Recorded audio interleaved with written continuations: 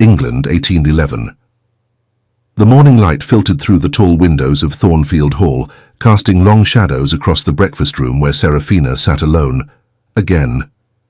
The delicate porcelain cup trembled slightly in her hands as she listened to the distant sound of her husband's boots echoing through the marble corridors, growing fainter with each step until silence reclaimed the vast estate. 3 years of marriage, and she could count on one hand the mornings Edward Blackwell, Duke of Worthington, had broken his fast beside her.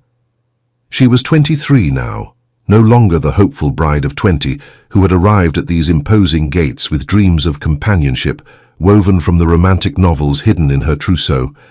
Her mother had prepared her well for the duties of a duchess, how to manage an estate, host distinguished gatherings, maintain dignity in all circumstances. Yet no one had prepared her for the peculiar ache of sharing a home with a man who treated her as little more than an elegant fixture, necessary but unremarkable. The toast on her plate had gone cold, untouched. Seraphina stared at it, remembering how in those first weeks of marriage she had asked the cook to prepare Edward's breakfast exactly as he preferred: eggs coddled just so, toast with orange marmalade from the estate's own orangery, coffee strong and black. She had risen early each morning, dressed carefully, and waited in this very room hoping he would join her. Sometimes he did, for perhaps 10 minutes, eating in silence while reading correspondence, acknowledging her presence with a brief nod before disappearing into his study or departing for London or one of his other properties. More often he did not appear at all. The first time he had failed to come to breakfast, she had worried something was amiss. She had sent a footman to inquire, only to learn that His Grace had departed for his morning ride at dawn and would take a tray in his study upon his return. The second time, she had said nothing, merely picked at her own meal in the echoing silence of the breakfast room. By the 10th time she had stopped expecting him altogether, yet still she came each morning, maintaining the ritual, as if through sheer force of will she might make real the marriage she had imagined. Edward was not cruel. That might have been easier to bear, for cruelty could be confronted, discussed, perhaps even resolved. Instead, he was absent. At 35, the Duke had perfected the art of presence without connection. He attended to his parliamentary duties with diligence, managed his extensive properties with precision, and acknowledged his wife with the same distant courtesy he might extend to a respected housekeeper. During their infrequent encounters, his grey eyes would pass over her as if seeing through rather than to her, his mind already departed for matters of greater consequence. Seraphina set down her cup with a soft click that seemed to echo through the cavernous room. The breakfast room at Thornfield Hall could have accommodated 20 guests with ease. The mahogany table stretched for what seemed like miles, its surface polished to such a shine that she could see her reflection in it. A young woman with auburn hair arranged in fashionable curls, a morning dress of sprigged muslin that had cost more than her father's annual income, and eyes that held a weariness no 23-year-old should possess. She had been the daughter of a country gentleman of modest means, her family respectable but hardly wealthy. When the Duke of Worthington had paid attention to her during her first London season, it had seemed like a fairy tale. He had been handsome, distinguished, wealthy beyond measure, and seemingly interested in her conversation during the few occasions they had spoken at various balls and assemblies. Her mother had nearly fainted with joy when he had requested permission to court her. Her father, more pragmatic, had seemed troubled, but ultimately acquiesced to what was considered a brilliant match. The courtship had been brief and formal. Henry had called upon her family precisely 3 times, spoken with her father twice about settlements and expectations, and proposed during a carefully chaperoned walk in Hyde Park. His proposal had been proper and emotionless, a business arrangement dressed in the language of matrimony. "Miss Hartley," he had said, not even using her Christian name, "I find myself in need of a wife to manage my household and eventually provide an heir. Your character appears sound, your breeding acceptable, and your demeanor suitably modest. I believe we should suit well enough. Will you do me the honor of accepting my hand in marriage?" She should have recognized the warning in those words. Suit well enough. Not love, not even affection, merely suitability. But she had been 20 years old and sheltered, raised on novels where cold dukes were transformed by the love of gentle heroines, and she had convinced herself that affection would grow after marriage. Her mother had assured her that many marriages began as arrangements and blossomed into genuine partnerships. "You must be patient, dearest," her mother had counseled. "Men of his station are not raised to express sentiment freely. Your steadiness and devotion will win his heart in time." 3 years later, Evangeline understood that her mother had been either naive or deliberately misleading. Some hearts were not available to be won. Some men built walls so high and thick that no amount of devotion could scale them. The wedding had been grand, attended by half the nobility of England. She had worn a gown of ivory silk that had taken 6 seamstresses 3 months to complete.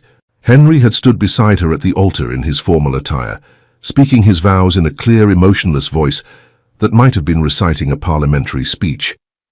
When he had kissed her at the conclusion of the ceremony, his lips had barely brushed hers, cool and impersonal.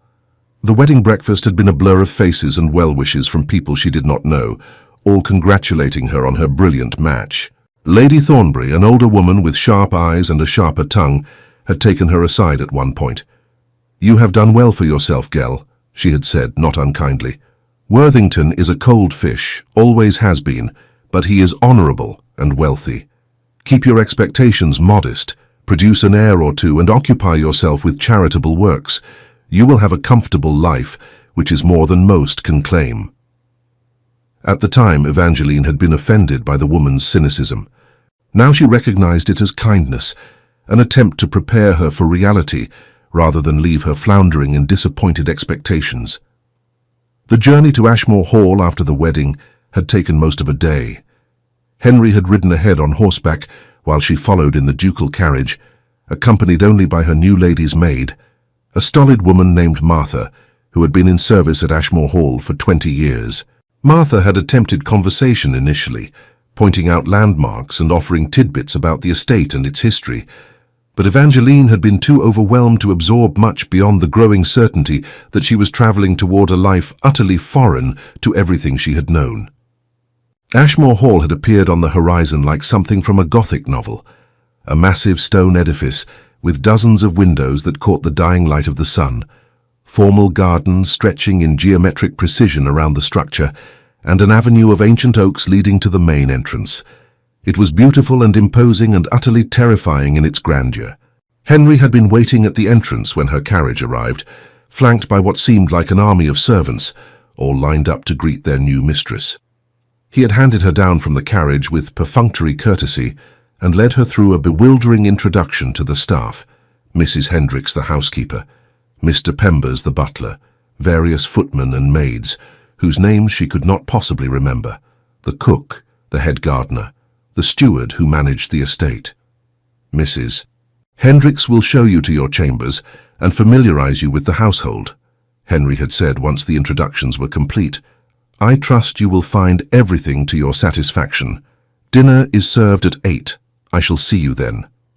And he had simply walked away, leaving her standing in the grand entrance hall with Mrs. Hendricks, feeling like a child abandoned at a strange house. Her chambers had proven to be a suite of rooms more luxurious than anything she had ever inhabited. A bedroom, with a canopied bed large enough to sleep 4, a dressing room lined with empty wardrobes waiting for her trousseau, a sitting room with furniture upholstered in pale blue silk, and windows overlooking the gardens. It was beautiful and perfectly appointed and utterly impersonal, like a very expensive hotel room. Mrs. Hendricks had shown her through the rooms with professional pride, pointing out the bell pulls for summoning servants, the modern conveniences of the washing stand, the quality of the linens. "His Grace wanted everything to be perfect for your Grace's arrival," the housekeeper had said. "He commissioned the redecoration himself 3 months ago." Evangeline had wanted to ask if Henry had chosen the colours himself, if he had thought about what she might like, but she had already suspected the answer. He had likely told the decorator to create suitable chambers for a duchess and left all decisions to professionals.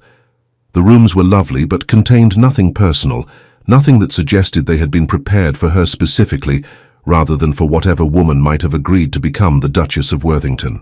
That first dinner had set the pattern for all that followed. Evangeline had dressed carefully in one of her new gowns, spending nearly an hour with Martha fussing over her hair and appearance. She had descended to the dining room promptly at 8, to find Henry already seated at the head of the absurdly long table, reading some document while he waited. He had stood when she entered, held her chair for her. She was seated to his right, close enough to converse, but far enough that intimacy was impossible, and then returned to his papers, while footmen served course after course of elaborate food.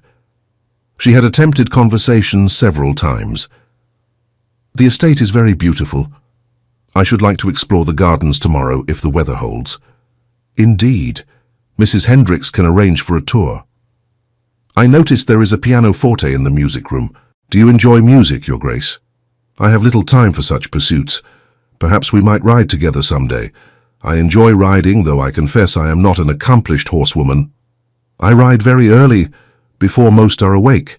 You need not feel obligated to join me." Each overture had been met with polite but definitive discouragement. By the time the final course was cleared, Evangeline had fallen silent, and Henry had seemed relieved. When the meal concluded, he had stood, bowed slightly, and informed her that he had work to attend to in his study. She had been left to find her own way back to her chambers. The nights were worst. Evangeline had been educated about marital duties by her mother in the vaguest terms possible. References to wifely obligations and submission to one's husband, assurances that any discomfort would be brief and infrequent, and exhortations to think of England and the importance of heirs. She had been terrified on her wedding night, waiting in her bedchamber in the nightgown that was part of her trousseau, her heart pounding so hard she thought it might burst from her chest. Henry had knocked precisely at midnight and entered without waiting for her response. He had still been dressed, though he had removed his jacket and cravat. He had stood awkwardly near the door for a moment, seeming as uncomfortable as she felt. "I shall endeavor to make this as quick as possible," he had said, which was perhaps the least romantic statement ever uttered in a marriage bed. "I am told it may be uncomfortable the first time.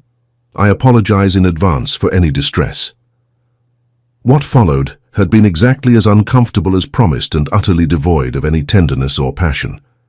Henry had approached the act as if it were another duty to be discharged, like signing documents or meeting with his steward.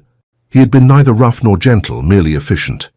When it was over, he had withdrawn immediately, straightened his clothing, and departed with a brief, "Good night, madam." Evangeline had lain in the darkness afterward, tears sliding down her temples into her hair, wondering if this was truly all there was to marital intimacy. Surely the novels had exaggerated the romance of such encounters, but surely there should be something more than what she had just experienced. The pattern had repeated itself with dispiriting regularity for the first months of their marriage.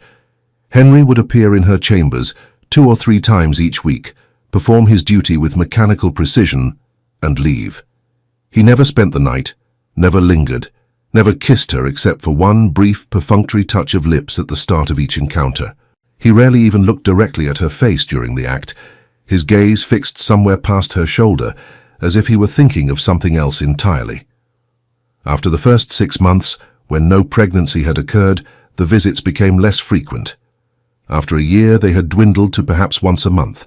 After 18 months, they ceased altogether, without explanation or discussion. Henry simply stopped coming to her chambers, and Evangeline was left in her lonely bed, wondering if she had somehow failed in her duties, if her inability to conceive immediately had made her irrelevant to him, if she had done something wrong that she could not even identify. She had tried in those early months to bridge the distance between them.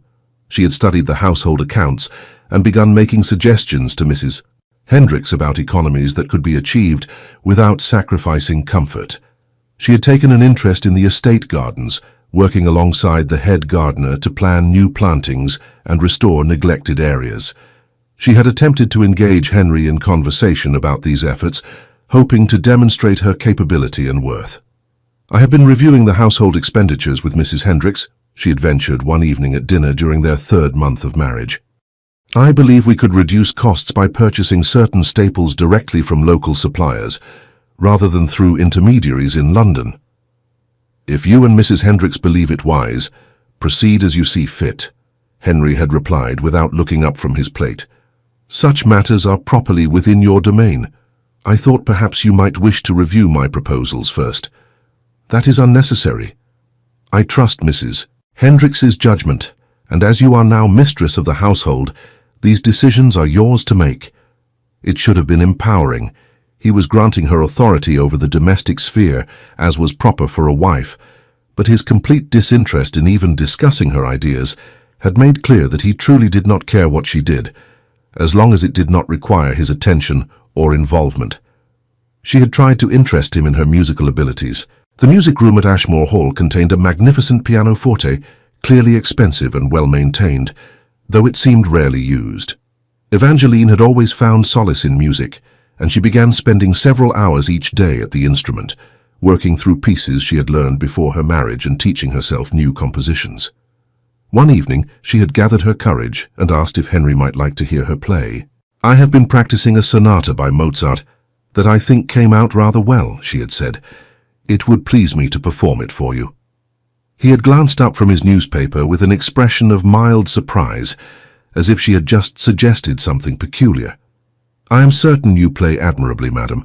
However, I have correspondence to attend to this evening. Perhaps another time." Another time never came, because she never asked again, unwilling to face another polite rejection. The gardens had become her refuge. The grounds at Ashmore Hall were extensive, including formal parterres near the house, a rose garden that had been neglected for years, a kitchen garden that supplied the household, and wilder woodland areas that stretched for acres. Evangeline had begun spending her mornings working in the gardens, particularly in the rose garden, which she had made her special project. She had found old plans in the estate library, showing how the rose garden had looked during Henry's grandfather's time. An elaborate arrangement of beds, organized by color, with varieties chosen for both beauty and fragrance.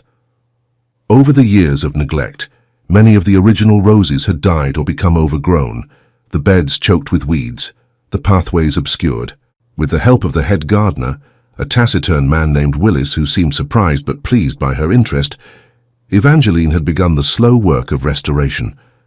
They had cleared the overgrown beds, tested the soil, and ordered new rose bushes from a nursery renowned for its stock.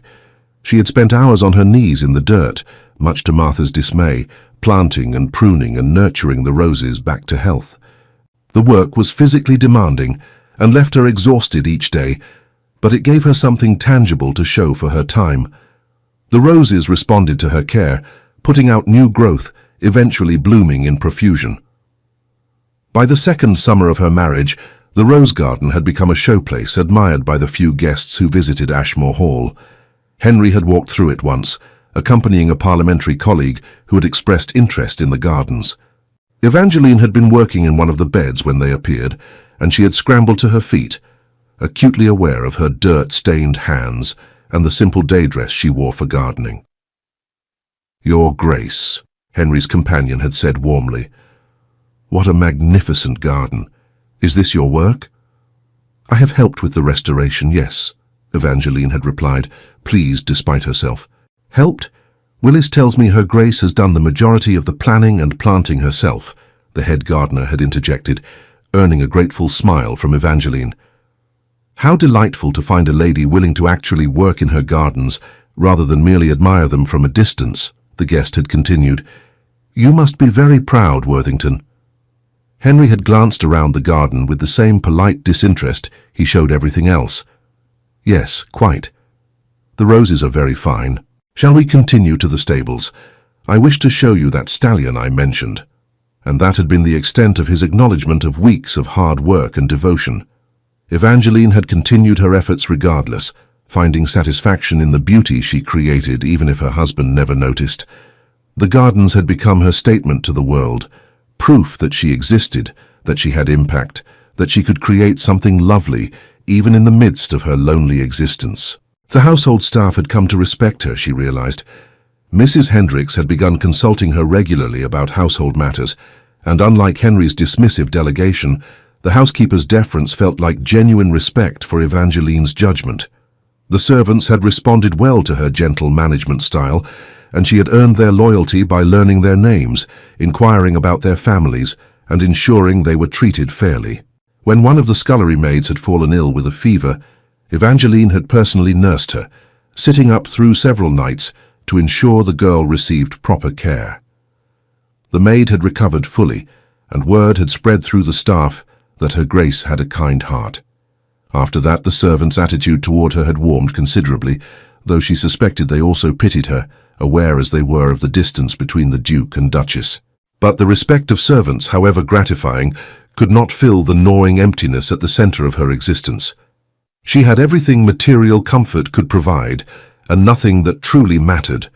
No companionship, no affection, no purpose beyond maintaining a household for a man who barely acknowledged her presence. The turning point had come gradually, so slowly she had not recognized it at first. She had stopped dressing carefully for dinner when it became clear Henry never looked at her anyway. She had stopped attempting conversation when every overture was rebuffed. She had stopped waiting hopefully for his knock on her chamber door in the evenings. She had simply stopped. For weeks, perhaps months, she had existed in a kind of numb acceptance. This was her life, and she would endure it as countless women before her had endured unsatisfying marriages. She would find meaning in her gardens, her music, her management of the household. She would perhaps eventually have children, though even that seemed increasingly unlikely, given Henry's complete abandonment of marital relations. She would grow old in this beautiful prison, and someday she would die, and her headstone would read Evangeline Ashmore, Duchess of Worthington, and no one would know that the woman behind those titles had been desperately, achingly lonely for her entire married life. But then something had shifted. Perhaps it was reading one too many novels where the heroine accepted mistreatment with saintly patience. Perhaps it was receiving a letter from her younger sister Anne, bubbling with excitement about her own upcoming wedding to a country vicar who clearly adored her. Perhaps it was simply that 3 years was long enough to hope for change that would never come. Evangeline had been sitting in the music room one afternoon, her hands idle on the pianoforte keys, when she had suddenly been struck by the absurdity of her situation. Here she sat in a grand estate, wearing expensive clothes, surrounded by beauty and luxury, and she was profoundly miserable. Not because of anything she lacked materially, but because she was living as a ghost in her own life. She was 23 years old. She could conceivably live another 40 or 50 years. Could she truly spend the next 4 or 5 decades in this state of suspended animation, waiting for a man who would never see her, never know her, never care? The answer, she had realized with sudden clarity, was no. She could not. She would not. But what were her options? She could not leave her marriage. Divorce was scandalous and nearly impossible to obtain, and even separation would ruin her reputation and likely that of her family. She had no fortune of her own, no means of supporting herself independently. She had been raised for exactly one purpose, to be a wife and mother. She had no training or skills that would allow her to earn her own living. Yet surely there had to be something between her current misery and the impossible dream of divorce. Some middle ground where she could preserve her dignity while acknowledging the reality of her situation. These thoughts had been percolating in her mind for weeks when Henry had returned from his latest trip to London. He had been away for more than 2 weeks this time, attending Parliament and attending to business matters. Evangeline had barely noticed his absence, which itself was telling. She was so accustomed to him being unavailable that his physical absence made little difference. He had arrived on a Tuesday afternoon, and she had been informed of his return by a footman. She had not gone to greet him, knowing from experience that he preferred to go directly to his study and would not welcome the interruption. Instead, she had continued with her afternoon routine, spending time in the rose garden deadheading spent blooms and checking for any sign of disease or pest damage. She had learned at dinner that evening that he was planning to depart again the next morning for one of his other properties, Thornfield Manor in Kent, where some matter required his personal attention. He had mentioned this casually between the fish course and the meat course, as if commenting on the weather. Something inside Evangeline had snapped at that moment, not loudly or dramatically, but with quiet finality. She had set down her fork with careful precision and looked directly at her husband. Really looked at him for perhaps the first time in months. "Might I accompany you to Kent?" she had asked, her voice steady despite the hammering of her heart. Henry had glanced up from his plate, clearly surprised by the question. "To Thornfield? Whatever for?" "I have never seen the property. I thought it might be pleasant to become acquainted with all of your estates. It is not a particularly interesting journey, and I shall be occupied with business matters the entire time. You would find it very dull. Nevertheless, I should like to come." She had kept her voice level, reasonable. "I am your wife. Surely it is appropriate for me to visit your properties. Perhaps at another time. This visit is purely business and will not afford any opportunity for leisure. Then perhaps I might accompany you to London next time you go," she had persisted, feeling as if she were clinging to a cliff edge by her fingernails. "I have not been to town in some months, and there are matters requiring my attention. Fabric for new curtains for the drawing room, and I should like to visit a particular nursery about some roses for next spring." He had set down his wine glass with a soft clink that somehow sounded final. "The season has ended, madam. There would be little to occupy you." "I do not require the season to occupy me. I have practical matters to attend to, as I mentioned. Such things can be managed through correspondence and agents. It is not necessary for you to travel to London." "It may not be necessary, but I wish to go." She had heard the edge creeping into her voice, but could not seem to control it. "Surely my wishes have some bearing on the matter." Henry had given her a look of mild puzzlement, as if she were a usually well-behaved dog that had suddenly barked unexpectedly. "Your wishes are always taken into consideration. However, in this instance, it is simply not convenient. Perhaps in the spring, when the season opens again, we might go to London together if you desire it. Perhaps. If you desire." Always the vague future promises that would never materialize. "Not convenient," Evangeline had repeated, the words tasting bitter. "Tell me, husband, when has my presence ever been convenient to you? When has anything about me penetrated that fortress of indifference you have constructed around yourself?" The words had emerged more forcefully than she had intended, shocking her nearly as much as they clearly shocked Henry. A footman standing near the sideboard had gone very still, and she had been aware that this conversation was being conducted in front of servants, which was improper. She had not cared. Henry had straightened in his chair, his expression shifting from surprise to something harder. "Evangeline, you are overwrought." "I am overwrought." She had felt 3 years of suppressed frustration boiling up, unstoppable now that it had begun. "I am lonely. I have been lonely since the day I became your Duchess, living in this magnificent mausoleum, speaking to no one but servants, mattering to no one at all." "That is hardly fair." "Is it not? When was the last time you spoke to me about anything of substance? When did you last inquire about my day, my interests, my thoughts? When did you last look at me, truly look at me, rather than through me, as if I were invisible?" Henry had stood, his napkin falling unheeded to the floor. "I fail to see what has brought on this display. You have everything a woman could desire: position, security, freedom to pursue your interests without interference. Everything but a husband who acknowledges I exist beyond my title and duties." The words had torn from her throat. "I am not asking for grand romantic gestures, Henry. I am merely asking to be seen, to be noticed, to matter to you in some way, however small." "You do matter."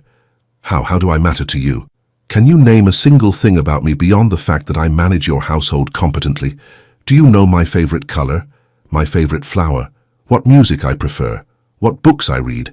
Anything at all about who I am as a person rather than as the woman who happens to bear your name?" The silence that followed had been deafening. Henry had stood there, his jaw working as if searching for words, and Evangeline had seen in his face that he could not answer her questions. He did not know those things because he had never asked, never cared to know. "What would you have me do?" he had finally asked, and there had been something in his voice, not quite defensiveness but genuine confusion, as if she had just accused him of something incomprehensible. "I have provided for you generously. I do not interfere with your pursuits or activities. I have given you respect and autonomy. What more can you possibly require?" "A husband," she had said simply, "not a landlord or a banker or a distant benefactor. A husband, a partner, someone who sits beside me at breakfast sometimes because he wishes to spend time with me. Someone who notices when I have worked hard on something and offers a word of praise or encouragement. Someone who speaks to me as if I were a person of interest rather than a necessary inconvenience." Henry had shaken his head slowly, and she had seen in his expression something that looked almost like pity. You are describing a romantic fantasy, Evangeline. We are not characters in one of your novels. Our marriage is an arrangement, an entirely proper and reasonable arrangement that serves practical purposes. If you expected more than that, the fault lies in your unrealistic expectations, not in any failure on my part to fulfill my obligations. Those words, the dismissal of her needs as unrealistic expectations, the reduction of their marriage to an arrangement, the complete absence of any recognition that perhaps, just perhaps, he bore some responsibility for her unhappiness, had crystallized something inside her. "You are right," she had said quietly, feeling suddenly calm as if a great weight had lifted from her shoulders. "I did have unrealistic expectations. I expected that my husband might eventually come to care for me, or at least to see me as a human being rather than a function to be performed. That was foolish of me." "Evangeline, I am going to my parents' estate in Derbyshire," she had announced, the decision forming even as she spoke the words. "I find I am not well, and the country air may restore me. I shall send word when I am recovered." Henry's expression had shifted to something like alarm. "You are unwell? Should I send for a physician?" "That will not be necessary. I simply need distance, time away from here." For how long? I do not know. And truly she had not. A week? A month? Forever? She had not allowed herself to think that far ahead. But what will people say? Your departure will cause talk. Of course that would be his concern. Not her well-being, but appearances. I shall write to several acquaintances mentioning that I have been feeling poorly and have gone to my family for rest and recuperation. A simple indisposition, nothing alarming. By the time anyone thinks to gossip, I shall either have returned or shall have been gone long enough that my absence seems ordinary. Henry had studied her face, and she had seen the moment when he calculated that arguing further would be both futile and unnecessary. If she wished to leave, why should he object? Her presence made little difference to him, one way or another. "Very well. I shall have the traveling coach prepared for you. When do you wish to depart?" "Tomorrow morning." She had wanted to leave that instant, but propriety and practicality required some preparation. "As you wish." He had bowed slightly, formally. "I hope the visit with your family proves restorative." And that had been that. No plea for her to stay, no expression of concern beyond the superficial, no attempt to discuss what had just transpired between them. He had simply accepted her departure as he accepted everything else, with cool, distant courtesy. Evangeline had risen from the table, aware that she was abandoning her meal half-eaten, aware that the servants would gossip, aware that everything about this situation was irregular. She had not cared. She had walked from the dining room with her head high, climbed the stairs to her chambers, and rung for Martha. "We are going to Derbyshire," she had announced. "Tomorrow morning. Please begin packing." Martha, who had served her long enough to read her moods, had taken one look at her face and asked no questions. "Yes, Your Grace. Shall I pack for an extended stay?" "Yes." How extended, Evangeline had not known, but better to be prepared. That night, alone in her bed for what she had known might be the last time in these particular chambers, Evangeline had lain awake staring at the canopy overhead. She had felt no regret for the confrontation with Henry, though she perhaps should have. Ladies did not raise their voices or challenge their husbands. Ladies certainly did not abandon their homes and duties because they were lonely. But she had spent 3 years being a proper lady. And where had it gotten her? Nowhere. She was no closer to having a real marriage than she had been on her wedding day. If anything, the distance between her and Henry had only widened as they each retreated further into their separate existences. Perhaps her departure would shock him into some recognition of what he had lost. Or perhaps, more likely, he would simply continue his life exactly as before, barely noting her absence, except when some household matter required the mistress's attention. Either way, she needed to leave. She needed to go somewhere she was actually wanted, where her presence mattered, where she was more than a title and a function. She needed to remember who Evangeline Hartley had been before she became the invisible Duchess of Worthington.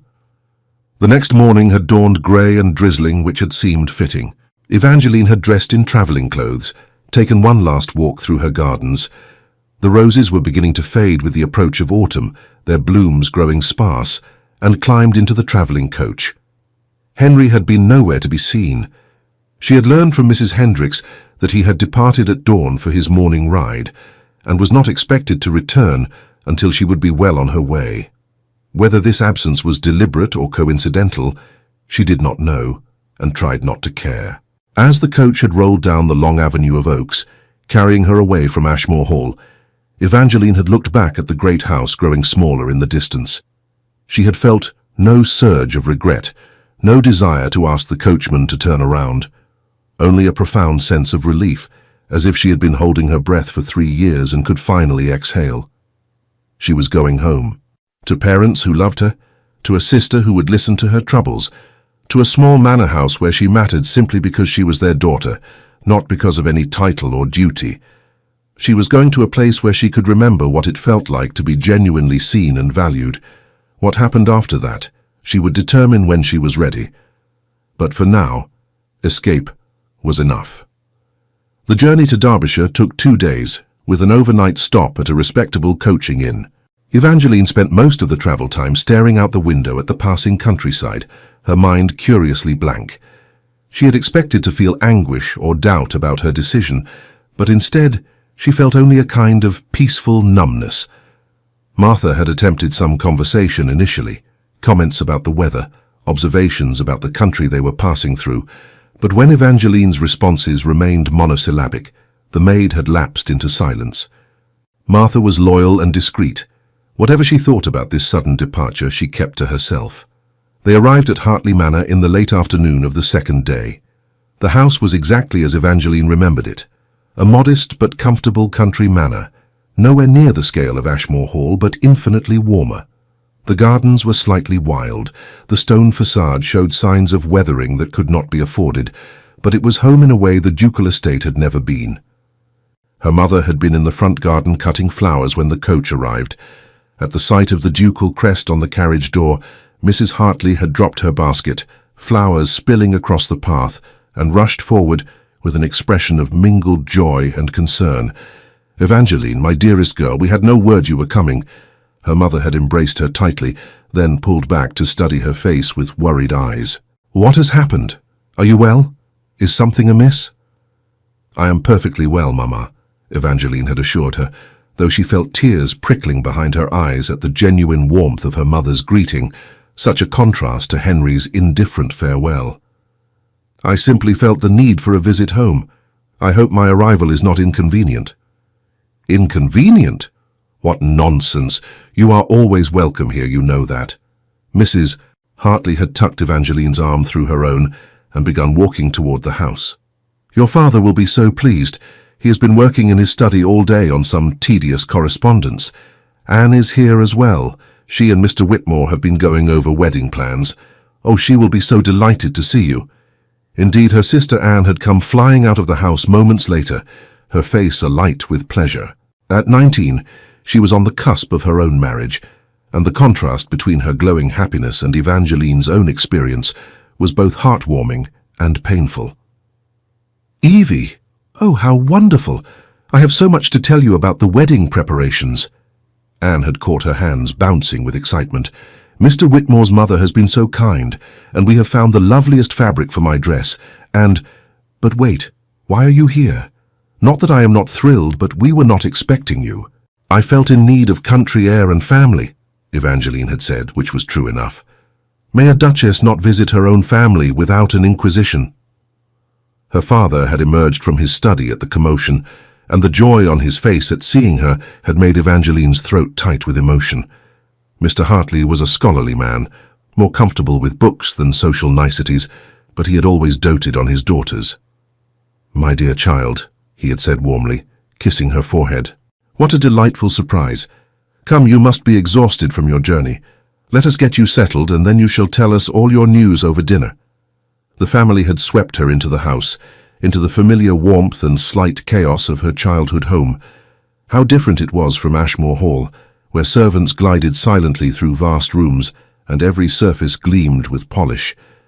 Here books were stacked haphazardly on tables, a half-finished embroidery project lay abandoned on the sofa, and her mother's painting supplies cluttered one corner of the sitting room. It was imperfect and lived in and wonderful. That evening, gathered around the much smaller but infinitely warmer dining table, Evangeline had tried to present a cheerful facade. She had inquired about Anne's wedding plans, listened to her mother's gossip about local families, and discussed her father's latest historical research project. She had described the gardens at Ashmore Hall and some of the improvements she had made to the household, but her mother had seen through the performance. After dinner, when Anne had gone to the drawing room to practice her pianoforte and her father had returned to his study, Mrs. Hartley had taken Evangeline's hand. "Walk with me in the garden, dearest. The evening is fine, and I think we should speak privately." They had strolled through the modest gardens, so different from the grand parterres of Ashmore, and for a while neither spoke.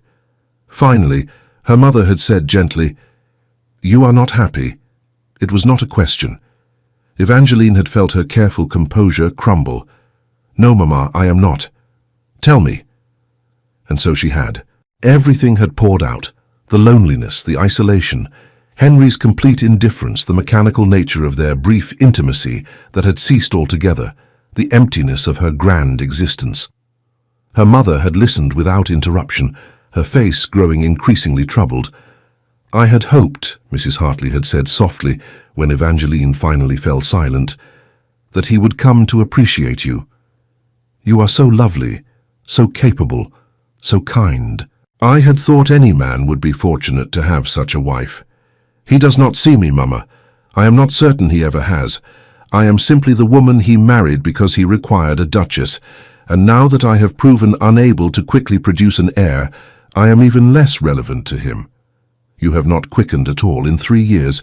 We have not shared a bed in more than 18 months. I do not think the fault is mine for failing to conceive. Rather, I think he simply lost interest in the attempt." Her mother had made a soft sound of distress. "Oh, my poor child, this is not what I wished for you when I encouraged the match. He seemed so proper, so respectable. I thought he would be a steady, reliable husband, even if not a romantic one." "He is steady and reliable, I suppose." "Steadily absent and reliably indifferent."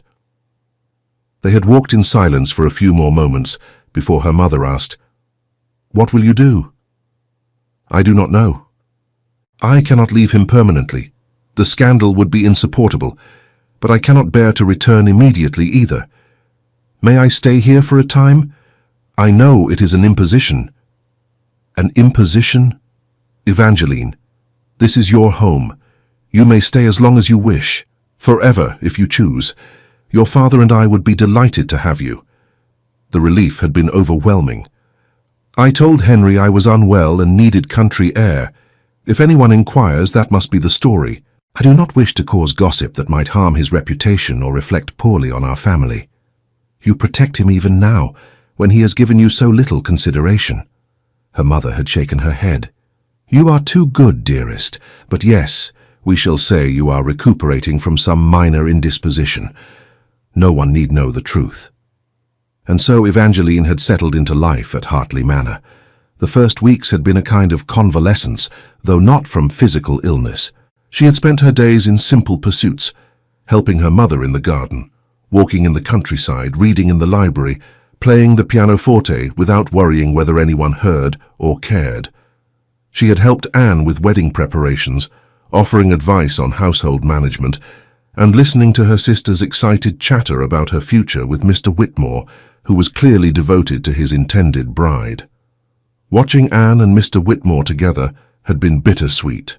The young vicar looked at Anne as if she were the sun itself, and Anne bloomed under his regard. They held hands when they thought no one was watching, exchanged meaningful glances across rooms, finished each other's sentences. It was what Evangeline had dreamed her own marriage might become, and seeing it made her heart ache with a mixture of happiness for her sister and grief for her own lost hopes. "You truly love him," Evangeline had observed one afternoon when she and Anne were alone, ostensibly sorting through linens for Anne's trousseau. Anne had coloured prettily.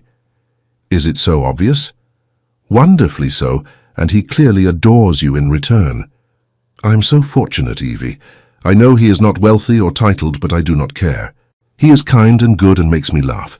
and I would rather be a country vicar's wife and happy than a duchess, and—" Anne had stopped abruptly, her eyes widening with horror. "Oh, I did not mean— I was not suggesting—" "It is quite all right," Evangeline had assured her, though the words had landed with uncomfortable accuracy. "You are not wrong. Happiness matters more than position. I am glad you have found both love and a good man. Hold on to that, Anne. Cherish it."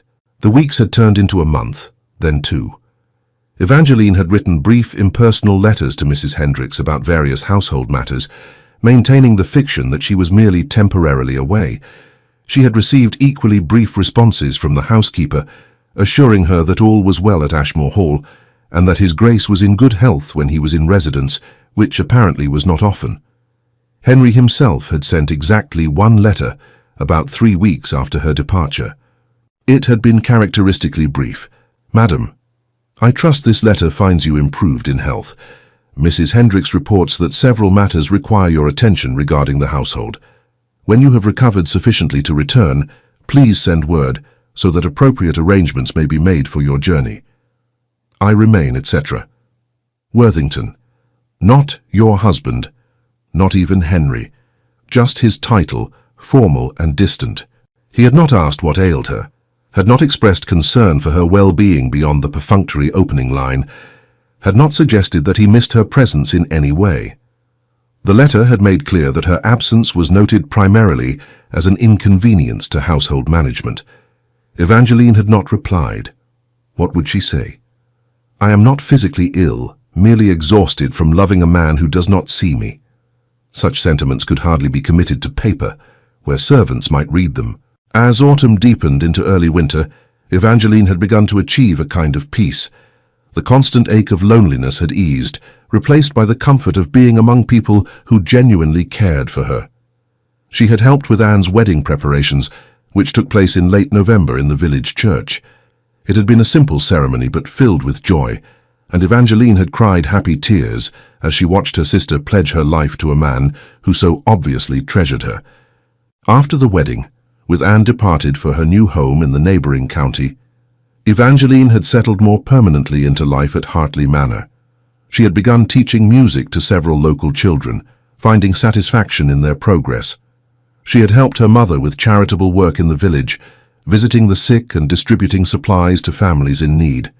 She had spent evenings reading aloud to her father, or discussing literature and history with him. It was a quiet life, modest compared to the grandeur of Ashmore Hall, but it was a life where she mattered, where her presence made a difference, where she was seen and valued simply for being herself. She tried not to think too much about Henry or her suspended existence as his wife.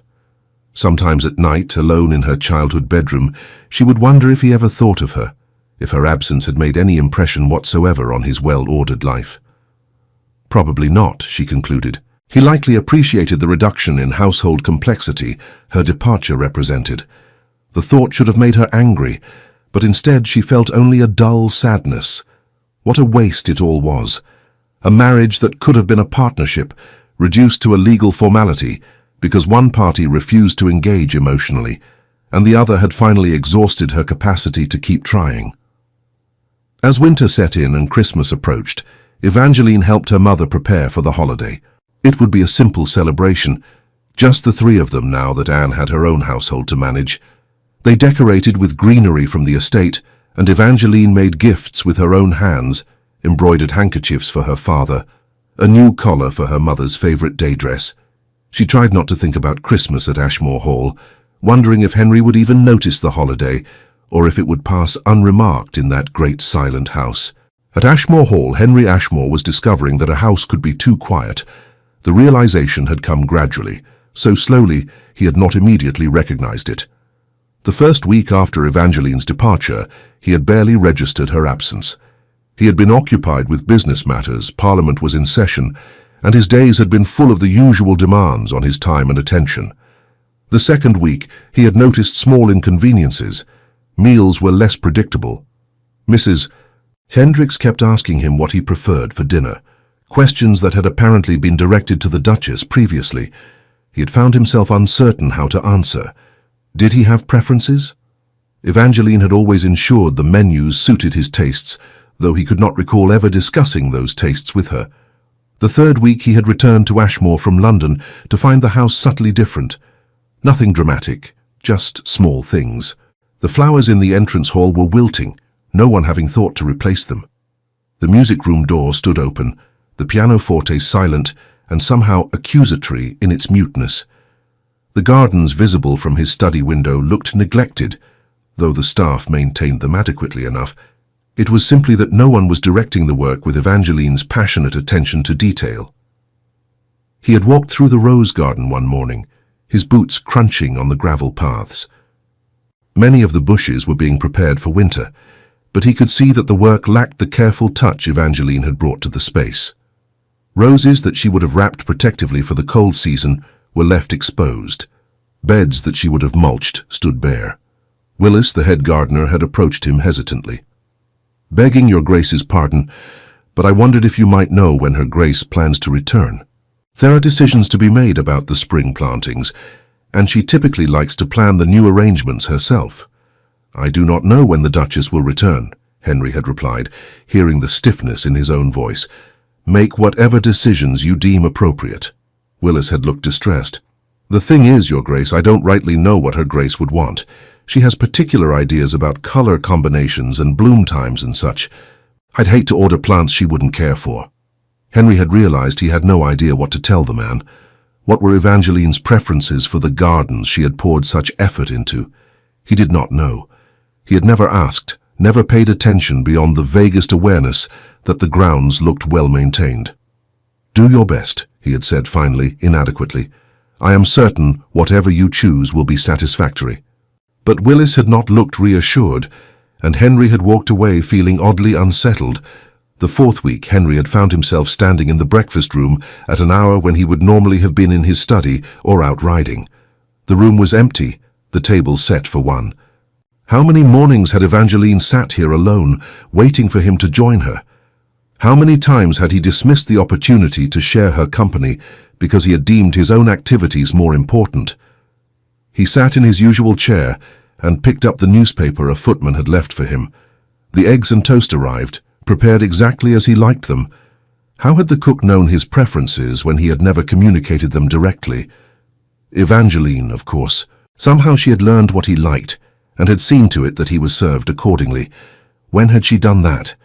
In those early weeks of their marriage, probably, when she had still been trying to bridge the distance between them, when she had still believed their marriage might become something real. Henry had set down his fork, his appetite suddenly gone. He had sat in that silent room, the newspaper unread before him, and felt something he could not quite name. Discomfort, regret, some combination of emotions he had spent his entire adult life avoiding. The fifth week, he had not been able to sleep. He would lie in his bed, staring at the canopy overhead, and find his mind wandering to Evangeline. Where was she in her parents' house? Was she in her childhood bedroom? Was she sleeping peacefully, relieved to be away from Ashmore and from him? The thought of her relief at his absence had stung more than he cared to admit. He found himself remembering things he had not thought about in years. Their wedding day when she had looked so young and nervous, her hand trembling in his as they made their vows. Their wedding night when he had been so careful to be as quick and efficient as possible, believing he was being considerate by not prolonging her discomfort. Had she wanted something different? Had she hoped for tenderness he had not offered? He remembered her attempts at conversation in those early months, questions and comments he had deflected or ignored because he had seen them as interruptions to more important matters. What had she been trying to say? What had he failed to hear? The realization came to him at 3 in the morning, jarring him fully awake. He knew nothing about his wife. Nothing real. He could not have named her favorite color, her favorite flower, her favorite book.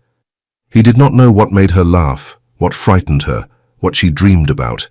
He had lived with her for 3 years and had learned nothing about who she was as a person. The thought should not have mattered. She was his duchess. She managed his household. She had fulfilled the role he had required of her. What else did he need to know? But it did matter, he realized, with growing unease. It mattered because she was a person, not merely a function. and he had treated her as the latter while entirely ignoring the former. The 6th week, Henry made a mistake that brought everything into sharp focus. He had been reviewing some documents in his study when Mrs. Hendricks had knocked, seeking guidance on some household expenditure.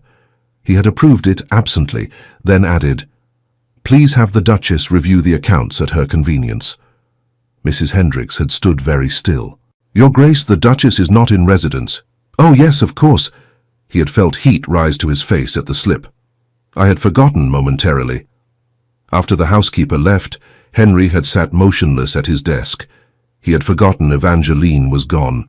6 weeks, and he had so habituated to her invisible presence, managing his household, seeing to his comfort, ensuring everything ran smoothly, that he had expected her to simply materialize when needed.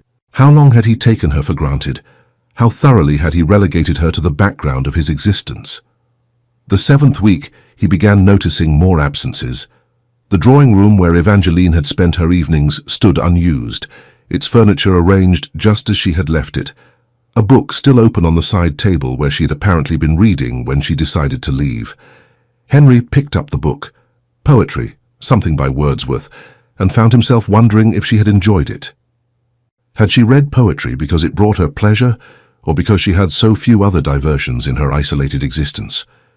The music room was worse. He found himself drawn there repeatedly, standing in the doorway, staring at the silent pianoforte. He remembered now that she had played every day, beautiful melodies that had drifted through the house. When had he last really listened? He had become so accustomed to the background music that he had stopped hearing it, had treated it the same way one might treat birdsong, pleasant but unremarkable. Now the silence was oppressive. On impulse, he opened the pianoforte bench and found stacks of sheet music, some printed, some handwritten. The handwritten pieces were in Evangeline's elegant script. She had apparently been composing, or at least arranging music for herself. He had not known she could do such a thing. Another aspect of his wife he had never bothered to discover. The 8th week brought the first snow, and Henry stood at his study window watching it fall. The gardens were blanketed in white, beautiful but lifeless. Evangeline would have loved this, he thought suddenly. She would have gone walking in it despite the cold, her cheeks flushed pink, her eyes bright with pleasure at the transformation of her beloved grounds. How did he know that? He had never walked in the snow with her, yet somehow he did know it, from some observation he had made and forgotten, some glimpse of her pleasure in simple things that had registered despite his determined obliviousness. The realization that he had noticed her, more than he had consciously acknowledged, was unsettling. Some part of him had been paying attention, even as he convinced himself she required none of his regard. Some part of him had registered her presence, her personality, her essence, and had stored away details he had thought himself too busy to learn. Which meant some part of him had cared, even while the rest of him had been determined not to. The 9th week, Henry caught himself doing something absurd. He was planning what he would say to Evangeline when she returned. He would tell her, what? That he had noticed her absence, that the house felt empty without her, that he had perhaps made errors in judgment regarding their marriage, but she was not returning. The weeks had turned into months, and there had been no word beyond her brief impersonal letters to Mrs. Hendricks. She had not written to him at all since that first week, and his single letter to her had gone unanswered. The possibility that she might not return at all began to take root in his mind. What if she simply stayed in Derbyshire indefinitely? What could he do? Demand she come back? On what grounds? He was her husband, yes, but he had given her so little reason to wish to be his wife that any insistence on her return would be both cruel and absurd. The thought of her never returning caused something uncomfortably like panic to flutter in his chest. The 10th week, Henry stopped eating properly. Food held no appeal. He would sit at that long dining table, too large for one person, absurdly so, and pick at whatever had been prepared, unable to muster any interest in sustenance. His valet began expressing concern about his weight loss. Mrs. Hendricks made pointed comments about how his Grace needed to maintain his strength. He did not care. The 11th week, he began sleeping even less than before, sometimes not at all. He would walk through the house at odd hours, a ghost in his own home, drifting from room to room as if searching for something. He did not know what he was looking for, until one night he found himself standing outside Evangeline's chambers. The door was locked. She had apparently taken that precaution before leaving, but he stood there anyway, his hand resting on the handle, wondering what lay beyond. When had he last crossed that threshold? 2 years ago? 3? After those first awkward months of attempting to fulfill his martial duty, he had stopped visiting her bedroom entirely, and she had certainly never been invited to his. Another failure on his list of many. The 12th week brought Christmas, which Henry ignored entirely. Mrs. Hendricks made some attempts at decorations and special meals, but he waved them away. What was the point? He was alone in this massive house, alone by his own design, by his own determination to keep everyone, especially his wife, at a careful distance. Well, he had succeeded. He was completely, utterly alone. The thought offered no satisfaction whatsoever. The 13th week something broke inside him. He was sitting in his study, attempting to work on correspondence, when he realized he had been staring at the same letter for 20 minutes without comprehending a single word. His eyes would not focus. His hands trembled slightly. From fatigue, he told himself, though he knew it was more than that. He felt ill, not with fever or physical ailment, but with something deeper. A sickness of the soul, perhaps, a profound wrongness that emanated from his very core. He missed her. The admission, even unspoken in the privacy of his own mind, was staggering. He missed Evangeline. He missed the sight of her at breakfast, even though he had so rarely joined her. He missed the sound of her music, even though he had never acknowledged how much he enjoyed it. He missed glimpsing her in the gardens, the way she moved among her flowers with such obvious pleasure. He missed her quiet presence in the evenings, knowing she was somewhere in the house, even if he did not seek her out. He missed the woman he had never allowed himself to know, and the loss was devastating.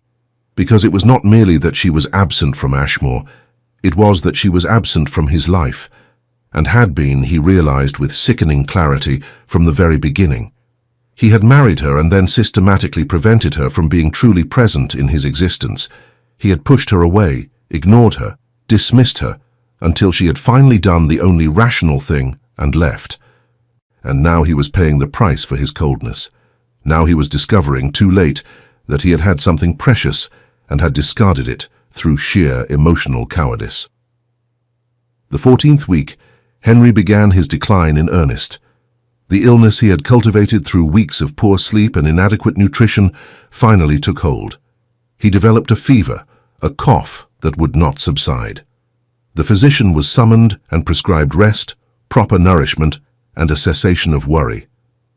But Henry could not rest, could not eat, could not cease worrying, because worry implied caring about the future, and he had discovered too late that his future held no meaning without Evangeline in it. He took to his bed, shivering despite the roaring fire in his chambers. His valet hovered anxiously, bringing broths Henry could not stomach, adjusting blankets Henry threw off in his fevered restlessness. At night, or was it day? Time had become meaningless. Henry dreamed. He dreamed of Evangeline in the rose garden, her hands stained with soil, her face alight with pleasure at coaxing blooms from recalcitrant bushes. In the dream, she turned to him and smiled, and the smile held such warmth that he felt it like physical heat. "Come see," Dream Evangeline said, beckoning him closer. "Look what has grown." But when he tried to approach, his feet would not move. He remained frozen in place, watching her from an unbridgeable distance, while she waited with that patient smile slowly fading into disappointment. "You never come," she said finally, her voice echoing strangely. "I wait and wait, but you never come." He tried to speak, to call out to her, but no sound emerged from his throat. And then she turned away, walking deeper into the garden, disappearing among the roses until he could no longer see her. He woke from such dreams in a cold sweat, calling her name into the darkness. "Evangeline!" His valet would rush in, alarmed. "Your Grace? Are you in pain?" Pain? Yes, he was in pain, but not the kind that physicians could treat with their tinctures and tonics. This was an agony of spirit, of profound regret, of recognition that had come far too late to matter. Other dreams followed. Evangeline at the pianoforte, her fingers dancing over the keys, creating beauty he had heard but never truly listened to. In this dream, he stood in the doorway of the music room, mesmerized by the sight and sound of her. But when the music ended and she looked up, she did not see him. Her gaze passed through him as if he were invisible. He tried to speak. "I am here. Please see me." But she only closed the pianoforte and left the room, walking past him without acknowledgement, and he realized with horror that this was exactly what he had done to her for 3 years. He had looked through her, past her, anywhere but at her. And now, in the dream, he was experiencing the soul-crushing invisibility he had imposed on her. He woke weeping, which shocked his valet nearly speechless. Dukes did not weep. The Duke of Worthington certainly did not weep. Yet here were tears streaming down his fevered face, and he could not seem to stop them. The 15th week brought delirium. Henry could not always distinguish dream from waking. He saw Evangeline everywhere, sitting in the chair by his bedside, but it was only his valet, standing at the window, a trick of the light, lying beside him in the bed, his own fevered imagination. He spoke to her constantly, or thought he did, apologies tumbling from his cracked lips, confessions of feelings he had denied even to himself, desperate pleas for her to return, to give him another chance, to let him prove he could be the husband she deserved. "I was wrong," he heard himself saying, his voice ragged. "So terribly wrong. I thought I was being strong, independent, self-sufficient. I thought needing anyone was weakness. But I was the weak one, Evangeline, too weak to risk feeling, too cowardly to let you close." Sometimes he was lucid enough to know he was speaking to empty air. Other times he was convinced she was truly there, listening, and he poured out his heart. "I love you," he said, the words foreign on his tongue, but utterly, devastatingly true. "I think I have always loved you, but I was too much of a fool to recognize it. I loved the way you brought life to that cold house, the way you moved through the gardens like they were holy ground, the way you played music as if your soul was speaking through your fingers. I loved your patience with me, even when I gave you no reason for patience. I loved your kindness to the servants, your gentle management, your quiet strength." He laughed bitterly, the sound turning into a coughing fit. "I loved all these things and never told you, never showed you. I let you believe you were nothing to me when you were everything, the foundation of my entire existence, and I never even noticed until the foundation was gone and everything collapsed." His valet would later report to Mrs. Hendricks that His Grace was saying the most extraordinary things in his fever. The housekeeper, who had observed the Duke and Duchess's cold marriage with pity for 3 years, felt tears prick her own eyes. "Perhaps," she said to the valet, "someone should write to Her Grace. She should know that he is gravely ill." "Should I write to her?" the valet asked uncertainly. "No, the Duke has a secretary. Let Mr. Pemberton write. He will know how to phrase the matter appropriately." Mr. Pemberton, when consulted, had his own doubts. "But His Grace has not requested that the Duchess be informed. Would he wish her to be troubled?" Mrs. Hendricks gave him a look of such severity that he stepped back. His Grace, in his right mind, would not wish her troubled. But His Grace is not in his right mind, and has been babbling her name for days. Trust me, Mr. Pemberton, write to the Duchess. If His Grace perishes without her knowledge, we will all bear that guilt. And if he recovers and is angered that we summoned her, I shall take full responsibility." Thus persuaded, Mr. Pemberton had sat down that very afternoon to compose a letter. He was a man of few words but great precision, and he chose his phrases carefully. "Your Grace, I write to you at the urging of the household staff, though His Grace has not directly requested I do so. The Duke has been gravely unwell these past 2 weeks. The physician is in daily attendance, but His Grace's fever does not abate, and he takes neither food nor rest in sufficient quantity. It is not my place to speculate, but I feel compelled to mention that His Grace speaks your name frequently in his illness. Whether this is merely the ramblings of fever or something more significant, I cannot say. However, the staff believes you should be informed of his condition. Should you wish to return to Ashmore Hall, I shall make all necessary arrangements for your journey. I remain your humble servant, J. Pemberton, Secretary to the Duke of Worthington." The letter was dispatched by special messenger, who was instructed to ride with all possible speed to Derbyshire. Evangeline received the letter 3 days later. She had been helping her mother preserve fruit in the still room when a servant had brought word that an express had arrived for her Grace. Express letters were rare and usually indicated urgent news. Evangeline had wiped her hands and taken the sealed paper with a mixture of curiosity and apprehension. When she saw it was from Ashmore Hall, her heart had begun to pound. She had broken the seal and read the brief message once, then again, trying to parse its carefully neutral language for actual meaning. Henry was ill, gravely ill. He spoke her name in his fever. Her first instinct, shockingly, was relief that it was not worse, that he was not already dead, that there was still time. Her second instinct was anger. Why should she care if he was ill? He had certainly never shown concern for her well-being beyond the most superficial courtesy. But even as the angry thought formed, she knew it was false. She did care. Despite everything, despite 3 years of loneliness and neglect, despite her justified anger at how he had treated her, she still cared. Perhaps she even loved him still, though that seemed like the worst kind of foolishness. How did one continue to love someone who had shown such consistent indifference? Yet the human heart, Evangeline was learning, did not always follow logic. Her mother found her still standing in the still room, the letter dangling from her hand, tears streaming down her face. "Evangeline? Dearest, what has happened?" "Henry is ill," she managed to say. "Very ill. They thought I should know." Mrs. Hartley took the letter and read it quickly. "Oh, my dear. You must go to him." "Must I?" The words emerged bitter. "He did not send for me. His secretary wrote on the initiative of the servants. Henry himself has apparently said nothing about wanting my presence. He has been calling your name in his fever. The ramblings of illness mean nothing, or they mean everything." Her mother took both her hands, squeezing firmly. "Evangeline, listen to me. I know he has hurt you. I know he has been cold and distant and everything a husband should not be.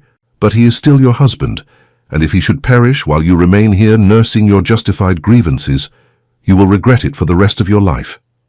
Will I? Or will I simply be free of a marriage that has brought me nothing but pain?" "You do not mean that." And she did not really. The thought of Henry dying, of never seeing him again, of never having the chance to tell him how deeply he had wounded her, or how despite those wounds she had continued to care, was unbearable. "I am a fool," Evangeline whispered. "I should despise him." "Love and wisdom are rarely companions," her mother said gently. "Go to him, Evangeline. Go because you are the better person. Go because compassion matters more than pride. Go because 30 years from now you do not want to wonder what might have been if you had made a different choice." So Evangeline had gone. The journey back to Ashmore Hall was made in haste, with only Martha accompanying her. They travelled through rain and cold, changing horses frequently, pushing the pace as much as possible. Evangeline spent the long hours in the coach, alternating between worry for Henry's condition and rehearsing what she would say to him if, when, he recovered. Would she berate him for his neglect, demand changes in their marriage, or would she simply care for him in his illness and then make decisions about their future once he was well? She did not know. She knew only that some compulsion greater than her anger was driving her back to the man who had made her so desperately unhappy. They arrived at Ashmore Hall in the late afternoon of the second day of travel. The house looked exactly as she had left it, imposing and cold under grey winter skies. But now, instead of fleeing from it, she was returning. The irony was not lost on her. Mrs. Hendricks met her at the door, her relief palpable. "Oh, Your Grace, thank heavens you have come. His Grace has been so very unwell." "Take me to him," Evangeline said, not bothering with niceties or removing her travelling cloak. She followed the housekeeper up the grand staircase and down the corridor to the ducal chambers, Henry's private rooms, which she had never entered in 3 years of marriage. Mrs. Hendricks opened the door, and Evangeline stepped into the overheated chamber. The smell hit her first: sickness, sweat, the peculiar odor of someone gravely ill. Heavy curtains blocked most of the light, leaving the room in shadowy gloom. A fire roared in the grate, making the air stifling, and in the massive bed, looking shockingly diminished by the grandeur of his surroundings, lay Henry. Evangeline approached slowly, her eyes adjusting to the dimness. When she reached the bedside, she was shocked by what she saw. This man bore little resemblance to the cold, composed duke she had left behind months ago. His face was gaunt, his cheeks hollow, his skin grey. Dark circles shadowed his closed eyes. His breathing was shallow and ragged. As she watched, his head moved restlessly on the pillow, and he mumbled something unintelligible. "How long has he been like this?" she asked Mrs. Hendricks, who had followed her into the room. "The fever took hold nearly 2 weeks ago, Your Grace. He has been insensible for most of the past 5 days. And the physician. He calls daily, but he says there is little to be done beyond keeping His Grace comfortable and hoping the fever breaks. He has prescribed various tonics, but His Grace will not take them when offered." Evangeline removed her gloves and cloak, handing them absently to Martha. She moved closer to the bed and laid her hand on Henry's forehead. The heat radiating from his skin made her gasp. "He is burning up. This room is far too warm. It will only make the fever worse." "The physician said to keep him warm, Your Grace." "Then the physician is an idiot. Open those curtains, bank that fire so it provides heat without overheating the room, and bring me cool water, clean cloths, and whatever tonics have been prescribed." Mrs. Hendricks hurried to obey, clearly relieved to have someone taking charge. Within minutes, the room had been transformed. Curtains opened to let in what little winter light remained, the fire reduced to a reasonable level, fresh air allowed to circulate. Evangeline settled into the chair beside the bed and began the work of nursing her husband. She bathed his fever-hot skin with cool water, changed his sweat-soaked nightshirt with Martha's help, coaxed spoonfuls of broth and medicine past his cracked lips when he was lucid enough to swallow. It was exhausting, intimate work. She had never been this close to Henry for any extended period, had never touched him so much or so gently. In illness, he had lost all his defenses, all his cold composure. He was simply a man, vulnerable and suffering, and she found herself overwhelmed with tenderness she had not expected to feel. As she worked, he mumbled and stirred, sometimes calling out. Once, clearly, he said her name. "Evangeline." She froze, the damp cloth in her hand suspended over his forehead. "I am here," she said softly, not knowing if he could hear her in his fevered state. His eyes fluttered open, unfocused and glassy. "Evangeline?" he repeated, the word a question. "Yes, I am here. You are very ill, Henry, but you will recover. You must rest." "You came," he whispered, and there was such wonder in his voice that her throat tightened. I thought you would not come." "Hush. Do not try to speak. Save your strength." But he was struggling to say something more, his hand lifting weakly from the coverlet, reaching for her. She caught his hand in hers, shocked by how thin it had become, how it trembled in her grasp. "I am sorry," he managed to say, the words slurred by fever and weakness. "So sorry. I was a fool, a coward. Henry, please, you need to rest." "Let me say it," he insisted with surprising intensity. "Have to say it. While I can. I love you. I think I have always loved you, but I was too stupid to know it, too afraid. I love you, Evangeline." The words, so unexpected, struck her like a physical blow. She stared at him, searching his fevered face for truth or delusion. But his eyes, though glassy, held hers with an intensity that seemed to burn brighter than his fever. "You are not yourself," she said unsteadily. "The illness has you confused." "No." He squeezed her hand with what little strength he possessed, finally seeing clearly. "You were there all along, beautiful, kind, patient, and I never saw you, never let myself see you, because seeing meant feeling, and feeling meant risking pain. But not feeling has been worse. So much worse." Tears were sliding down Evangeline's cheeks now. "You are delirious. You do not know what you are saying." "I know." His eyes were sliding closed again, exhaustion overtaking him. I know I do not deserve forgiveness. No, you should leave me. But please, please stay. Please do not leave again. Cannot live without you. Tried. Cannot do it. His hand went slack in hers as he lapsed back into unconsciousness. Evangeline sat frozen, his words echoing in her mind. Were they true, or merely the product of fever dreams and illness? She did not know. Could not know until he recovered. If he recovered. But she knew one thing with certainty. She would stay. She would stay and nurse him back to health, and then they would see. They would see if the man who emerged from this illness was truly capable of the change his fevered words promised, or if they were merely empty longings that would evaporate with the fever itself. She settled in for the long night ahead, her hand still holding his, her heart full of fear and hope in equal measure.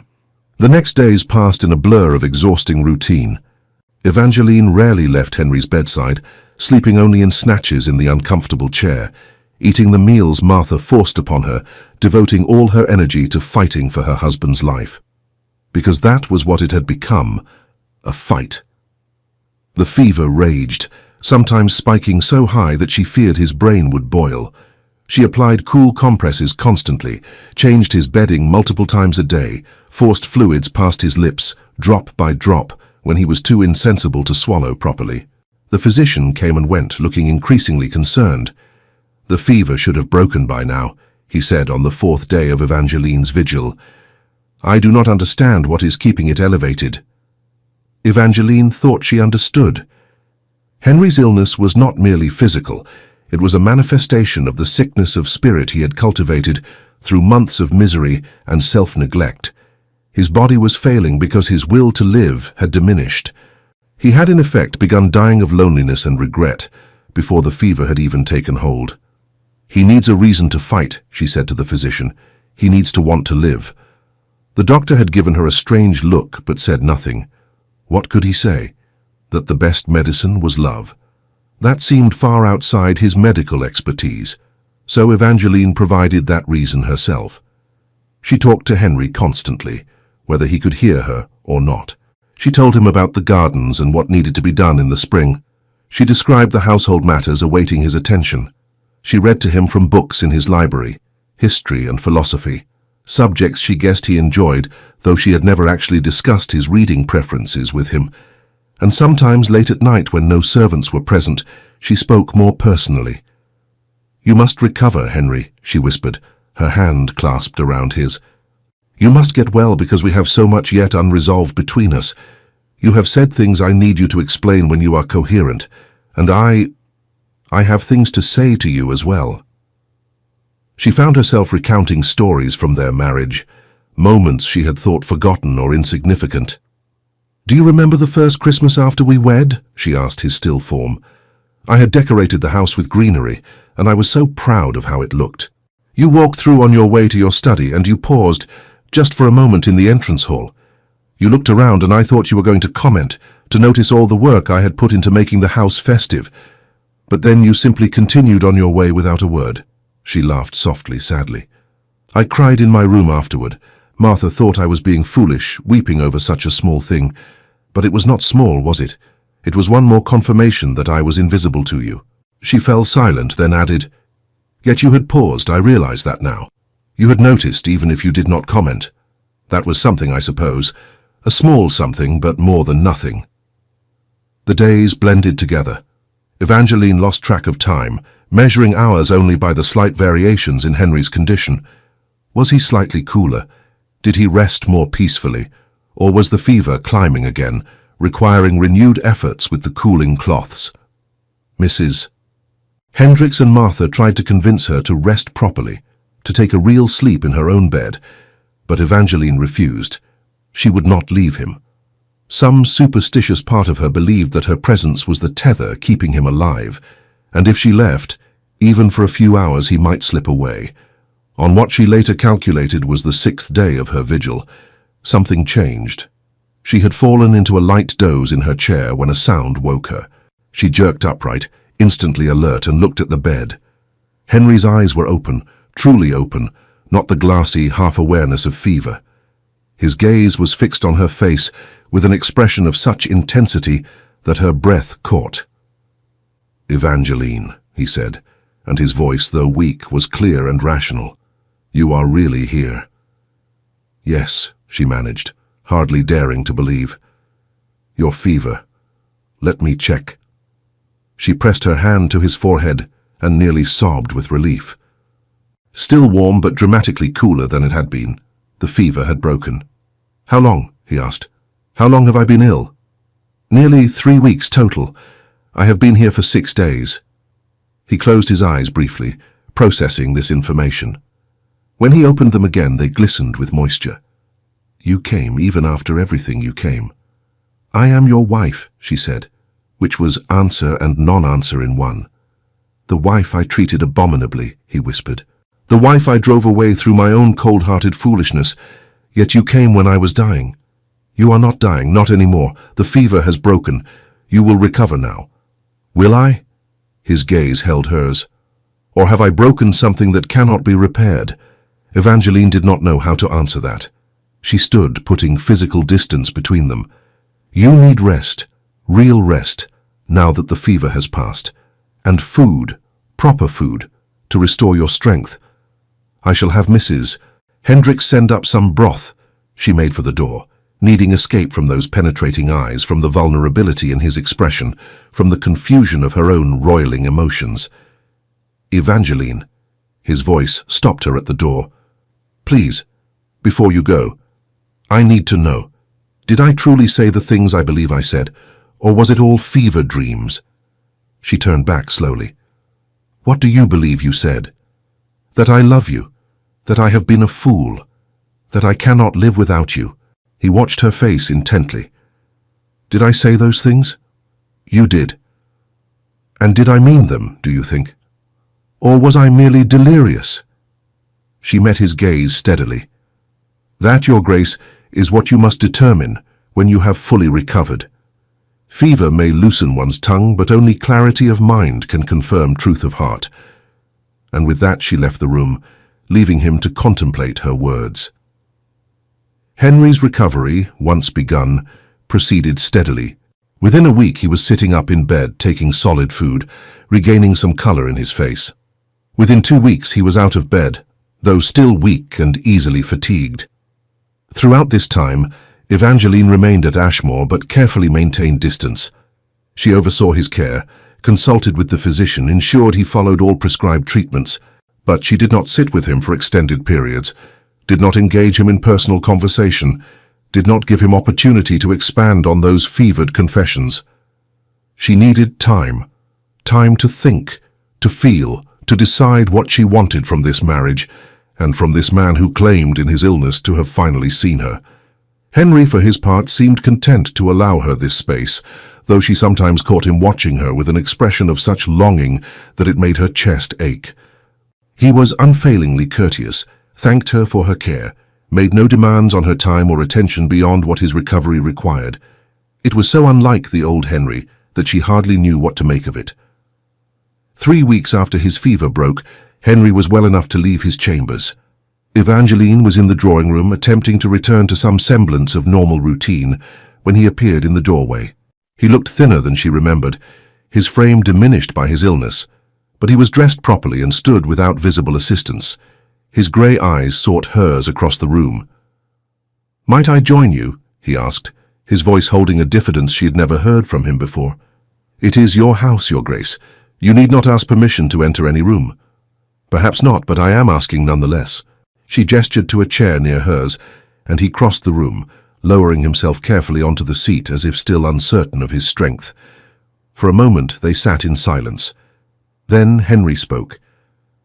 "I owe you an apology, many apologies in fact, but I am not certain words exist to adequately express my regret for how I have treated you these past 3 years."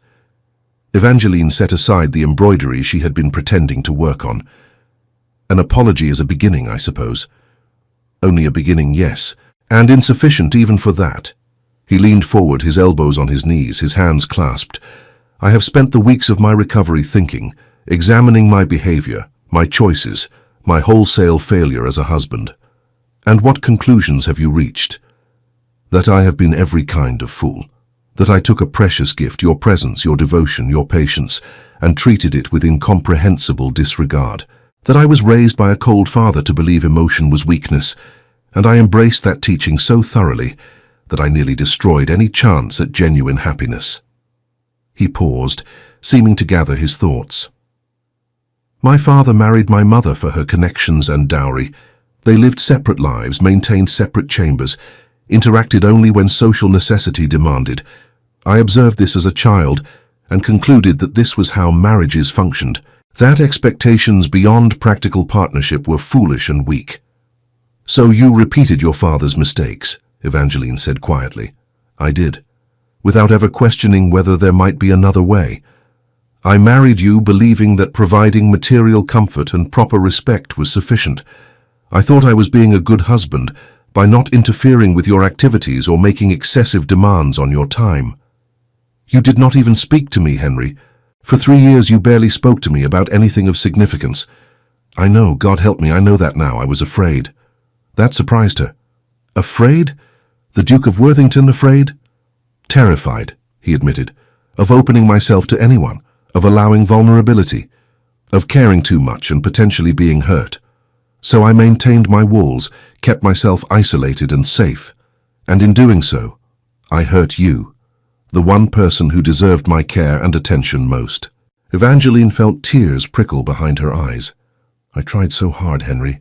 I tried to bridge the distance between us. I learned your preferences. I managed your household. I made your home beautiful. I waited for you at breakfast. I played music, hoping you might listen. I did everything I could think of to make you see me. And I did see you, he said intently. That is what I have realized. Some part of me was always aware of you, always noticing even when I pretended not to. I knew your music brought life to the house. I knew the gardens transformed under your care.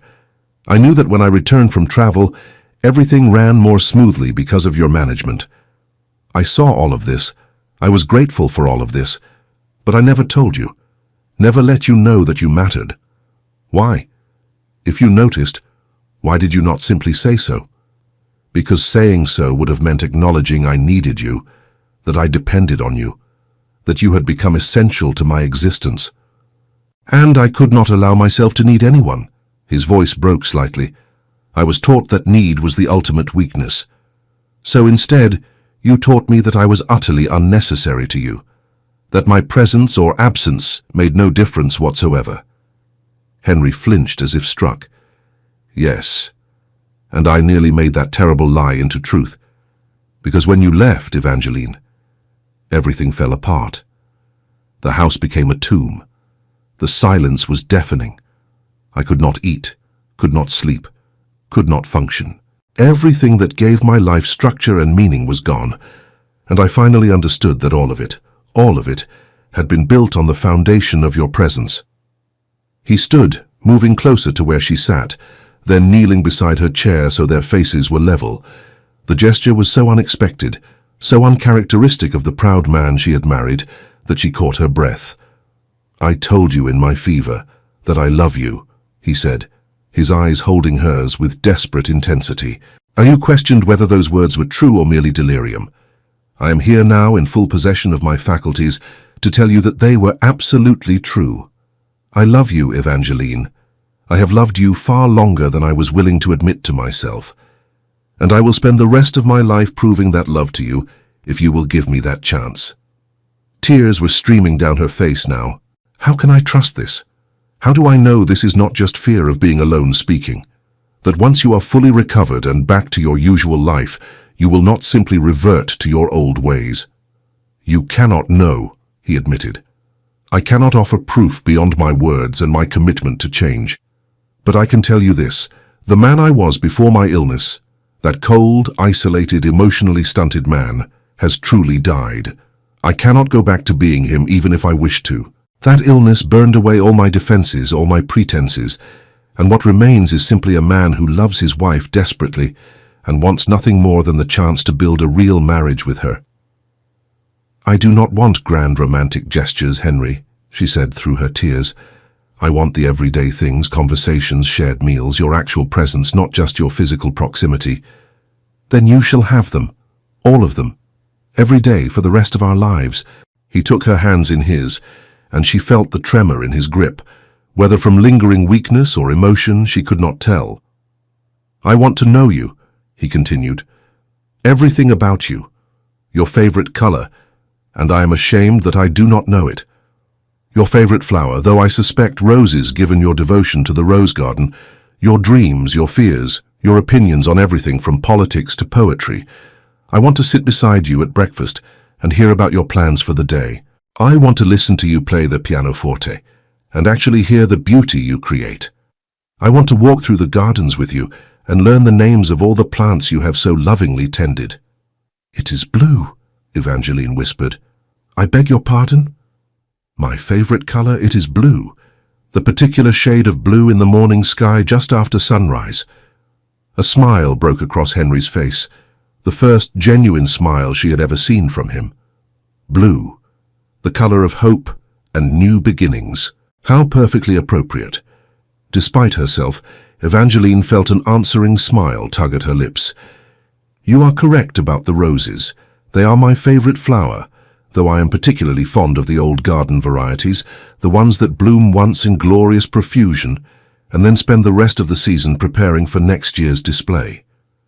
"Like a marriage that blooms after patient cultivation," Henry suggested. "Perhaps." They looked at each other for a long moment. Then Evangeline said softly, "I do not know if I can simply forget 3 years of loneliness, Henry. I do not know if I can trust this transformation completely. I am not asking you to forget. I am asking you to let me try to make amends, to give me the opportunity to be the husband I should have been from the beginning." He squeezed her hands gently. "I know I do not deserve your forgiveness, but I am asking for it nonetheless, or if not forgiveness yet, then at least a chance." Evangeline searched his face, looking for any sign of insincerity or reservation. She saw only naked hope and vulnerability, expressions she never thought to see on the Duke of Worthington's features. "One chance," she said finally. "I will give you one chance, Henry, but I will not return to the way things were. If you revert to your old coldness, I will leave again, and this time I will not return, no matter how ill you become. I understand, and I will not revert. I promise you that. Words are easy, Your Grace. Actions will demonstrate truth. Then I shall demonstrate through action." He brought her hands to his lips, kissing her knuckles with a tenderness that made her breath catch. "Starting now, this moment, I will begin showing you what you have always meant to me, and what you will continue to mean for all our days." The transformation of their marriage did not happen overnight. Henry had to learn how to be open, how to share his thoughts and feelings, how to truly see and listen to another person. It was difficult for him, trained as he had been to maintain emotional distance, but he persevered with a determination Evangeline had never witnessed in him before. He began joining her for breakfast each morning. At first, the conversations were stilted, awkward. He did not know how to make casual conversation with his wife. But gradually, as days turned to weeks, they found their rhythm. He asked about her plans for the day and actually listened to her answers. She inquired about his business matters, and he found himself explaining, even seeking her opinion on some matters. "What do you think about the proposed enclosure of the West Field?" he asked one morning. "The steward believes it would increase crop yields, but some of the tenant farmers are concerned about losing common grazing rights." Evangeline had set down her teacup, surprised to be consulted. "I think the welfare of the tenants should be the primary consideration. Increased yields mean nothing if families are unable to sustain their livestock. Perhaps there is a compromise, enclosing part of the field while maintaining some common ground." Henry had nodded thoughtfully. "That is wise counsel. I shall propose it to the steward." And he had. That afternoon, Evangeline had overheard him speaking with the steward, crediting her with the suggestion and implementing her idea. It was a small thing, but it meant everything. Evidence that he truly valued her thoughts, that she was becoming a genuine partner in the management of their lives. He began spending time in the music room while she played. At first, he would sit quietly, listening, occasionally closing his eyes, as if the music transported him elsewhere. Then he began to comment, to ask questions about the pieces she chose, to request particular compositions. "Would you play that Mozart sonata again?" he asked one afternoon. "The one in C major. I find it brings me peace." She had played it, pleased beyond measure that he not only listened but remembered and had preferences. When she finished, he had applauded softly. "You play beautifully," he said. "I am ashamed that I heard you play for 3 years and never once told you how much pleasure it gave me. I took it for granted, as I took everything about you for granted." "You are telling me now," she replied. "That is what matters." They began walking together in the gardens, even though it was winter and there was little to see beyond skeletal roses and frost-covered paths. Henry asked her about her plans for the spring, listened intently as she described the new varieties she wished to try, the changes she wanted to make to the layout. "I have been thinking," he said during one of these walks, "that perhaps we might expand the rose garden, add another section dedicated to climbers. I noticed you have been training some along the south wall, and they seem to thrive there." Evangeline had stopped walking, staring at him. "You notice that? I notice everything about you now," he said simply. "I am determined never to overlook anything again." The words had settled around her heart like a warm blanket. He was trying so hard, putting genuine effort into learning to be present, to be attentive, to be a true husband. But the physical aspect of their marriage remained unresolved. They still occupied separate chambers. Henry had made no attempt to visit her bed, and Evangeline was not certain how she felt about that. On one hand, she appreciated his restraint, his respect for the distance that still existed between them. On the other hand, she found herself wondering if he still desired her, or if that aspect of their marriage had died permanently during their years of estrangement. The question was answered one evening, about 6 weeks after Henry's recovery.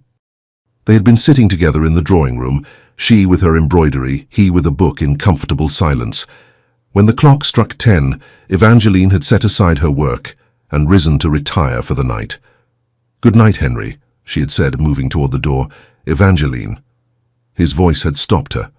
When she turned, he was standing, his book abandoned, his expression uncertain in a way that made him look younger, more vulnerable. "I wonder if... that is, I should like to ask, might I escort you to your chambers?" Her heart had begun to pound. "Of course." They had climbed the stairs together in silence, Henry's hand at the small of her back, a light touch, easily broken if she wished, but present nonetheless. When they reached her door, he had not immediately left. "I want you to know," he said quietly, "that I am not asking for anything you are not ready to give. I respect that trust must be rebuilt, that intimacy is earned, not demanded. But I also want you to know that I desire you, not merely out of duty or the need for an heir, but because you are beautiful and kind and the most remarkable woman I have ever known." Evangeline had felt heat rise to her cheeks. In 3 years of marriage, Henry had never said anything remotely like this to her. She began, then paused, uncertain how to express the tangle of her feelings. "I appreciate your patience and your honesty." "Take all the time you need," he assured her. "I am not going anywhere. For the first time in my life, I am exactly where I wish to be, here with you."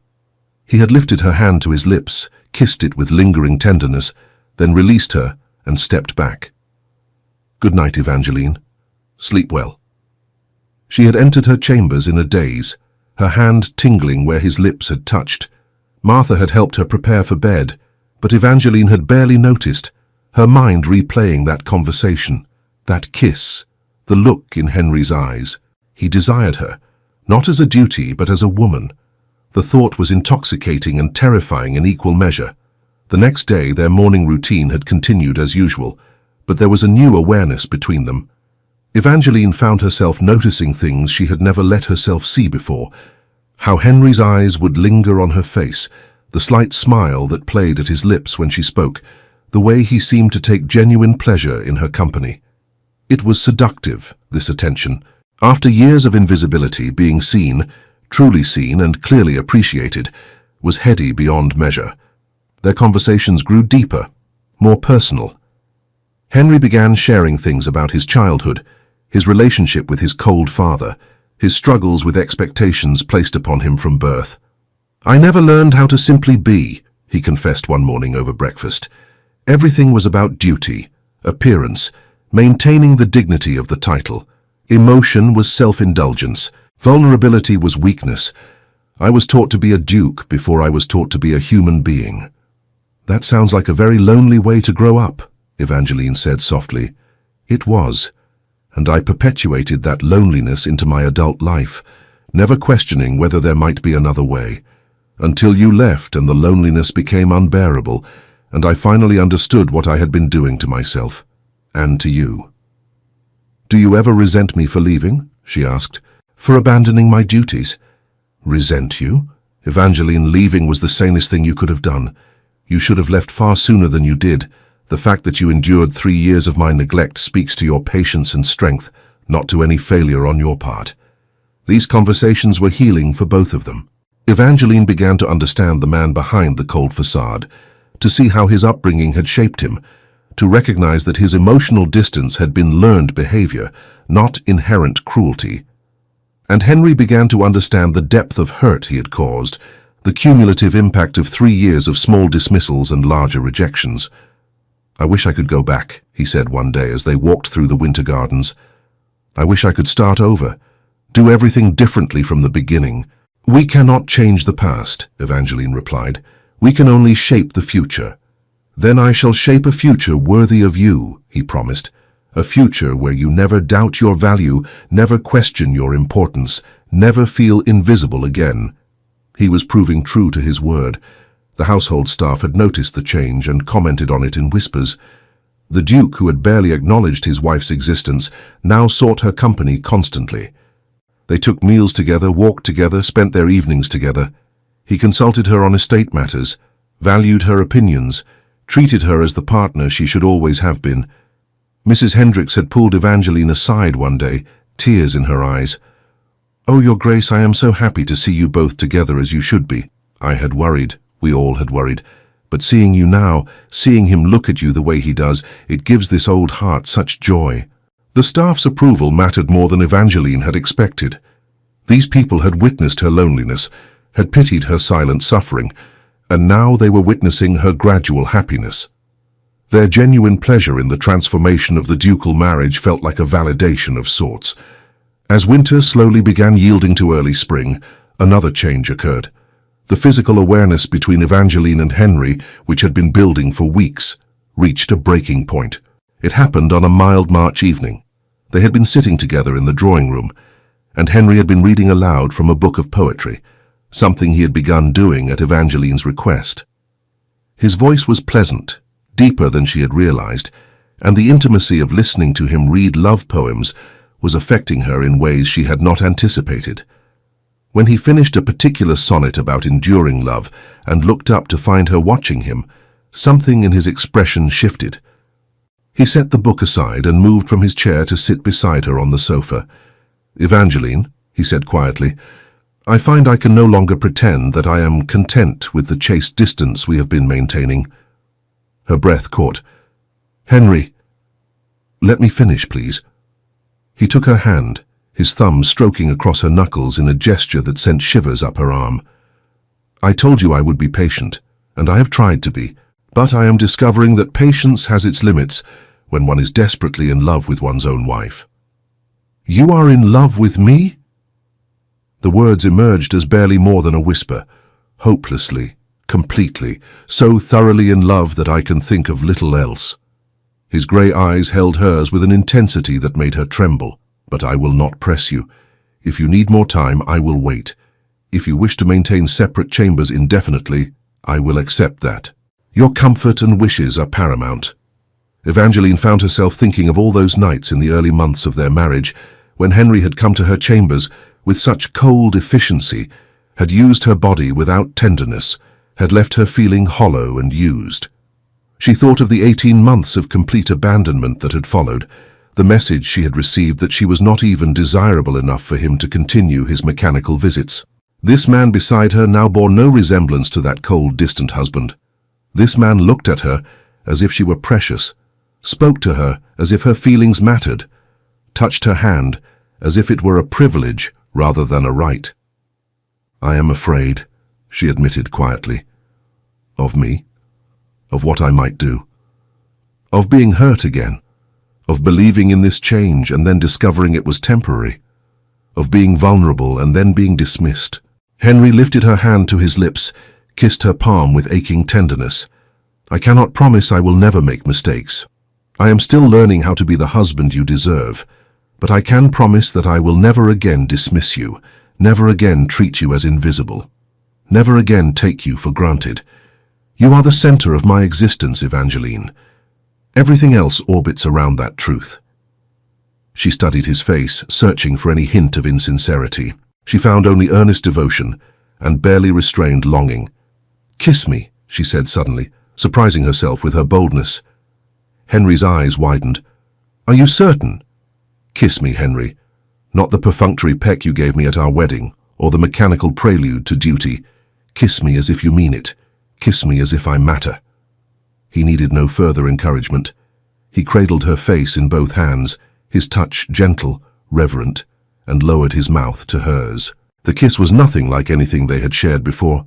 It was tender but passionate, careful but consuming.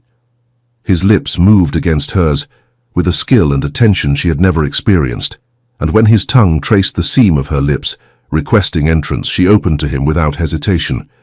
The kiss deepened, and Evangeline felt herself melting, her hands coming up to clutch his shoulders, anchoring herself against the dizzying sensations flooding through her. This was what she had imagined a kiss could be, a conversation without words, a joining that spoke of desire and affection in equal measure. When they finally broke apart, both breathing heavily, Henry rested his forehead against hers. My God, he whispered, why did I wait 3 years to kiss you properly? What kind of fool denies himself such perfection? Evangeline laughed shakily. The kind of fool who thought he did not need anyone. I need you, he said fiercely. I need you like I need air to breathe. And I want you, Evangeline. I want to show you what intimacy can be when it is based on love rather than duty. But only when you are ready, only when you truly want it too. She thought about that for a moment, assessing her own feelings. Was she ready? The physical desire was certainly present. Her body was responding to his proximity, his touch, his kisses in ways she had never experienced during their previous encounters. But more than that, she felt safe with him now, cherished, seen. I am ready, she said softly. I want to know what it is to truly be your wife, not just in name but in every way. The look Henry gave her was incandescent with joy and desire. Then allow me to court you properly, to woo you as I should have done from the beginning, to show you slowly and with all the tenderness you deserve what it means to be loved. The transformation of their physical relationship was a revelation for both of them. Henry approached intimacy with Evangeline the same way he had begun approaching everything else in their marriage, with attention, care, and genuine interest in her pleasure and comfort. He courted her in ways both grand and small. He brought her flowers from the gardens she had cultivated, not the formal arrangements a servant might prepare, but small, personal bouquets, clearly chosen by his own hand. He wrote her notes expressing his affection, leaving them in places he knew she would find them.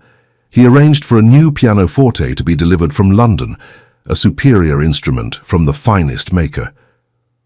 You have given me so much, he said when she protested the extravagance. Let me give you something in return. I want you to have the best possible instrument for the music that brings you such joy.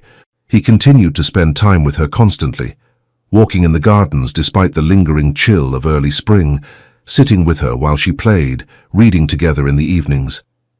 But now there was an added element of physical affection. He would take her hand as they walked, kiss her fingers, tuck a stray curl behind her ear with a tenderness that made her heart flutter. Their kisses became longer, deeper, more frequent.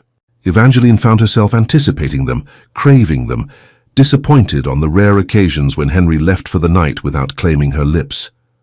One evening, perhaps 2 weeks after that first real kiss, Henry had escorted her to her chambers as had become his custom. But this night, when she turned to bid him good night, he did not immediately step back. May I come in? He asked quietly. I will leave whenever you wish, but I should like to spend more time with you.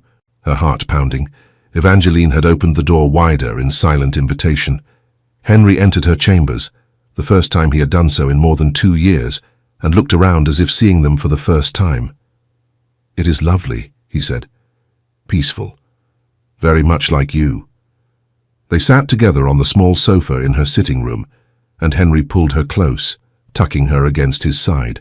It felt strange and wonderful to be held this way, casually but affectionately, with no purpose beyond the pleasure of physical closeness. They talked quietly about inconsequential things, plans for the rose garden, a letter Evangeline had received from her sister Anne, a matter of business Henry was considering.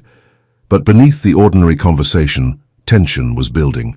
Evangeline was acutely aware of the warmth of Henry's body against hers, the steady beat of his heart under her ear, the way his hand stroked absently up and down her arm. "Evangeline," he said finally, his voice rougher than usual, "I find myself in an agony of wanting you, but I will not rush you. Tell me what you need from me." She tilted her face up to look at him.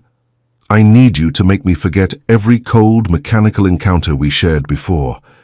I need you to show me that intimacy can be something beautiful." "Oh, my love," he breathed, "I will show you, I promise you that." He kissed her then, deeply, thoroughly, until she was clinging to him, breathless and aching. His hands moved over her back, her sides, always respectful but clearly conveying his desire. When he finally pulled back, they were both flushed and breathing hard. "Not tonight," he said, though it clearly cost him effort to say so. "When we come together, I want you to have no doubts, no reservations. I want you to be absolutely certain." "I am certain now," Evangeline protested. "Then tomorrow night," he said with a smile, "tomorrow night I will come to you, and I will show you what making love truly means. And every night thereafter, if you will have me." He had left her then, aching with anticipation, her body awakened to possibilities she had not imagined existed. True to his word, Henry had returned the next evening, but this time he had come prepared with patience and tenderness, determined to erase all the damage his previous cold encounters had inflicted.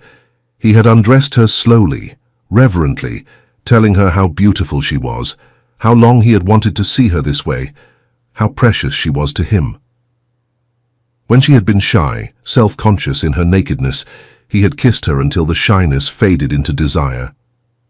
Then he had loved her, truly loved her, with a patience and skill that left her gasping, crying out his name, clutching at him as pleasure unlike anything she had known washed over her in waves. He had been attentive to her responses, asking what she liked, adjusting his touch, his pace, his movements to bring her the greatest pleasure. And when they finally joined together, it was not the mechanical coupling she remembered, but something transcendent. Henry had looked into her eyes as he moved within her, murmuring words of love, of devotion, of how perfect she felt, how long he had wanted her this way. Afterward, he had held her close, stroking her hair, whispering that he loved her, that he would never leave her alone again. And for the first time in their marriage, Henry had fallen asleep in her bed, Evangeline tucked securely against his side. She had lain awake for a while, marveling at the transformation. This was what marriage could be. This was what she had dreamed of. Not merely physical satisfaction, though that had been revelatory, but genuine intimacy. Being known and cherished and desired for who she was, not just for the functions she could perform. In the morning she had woken to find Henry already awake, watching her with an expression of such tenderness it made her heart clench. "Good morning, wife," he had said softly, brushing a kiss across her forehead. "Good morning, husband," she had replied, smiling.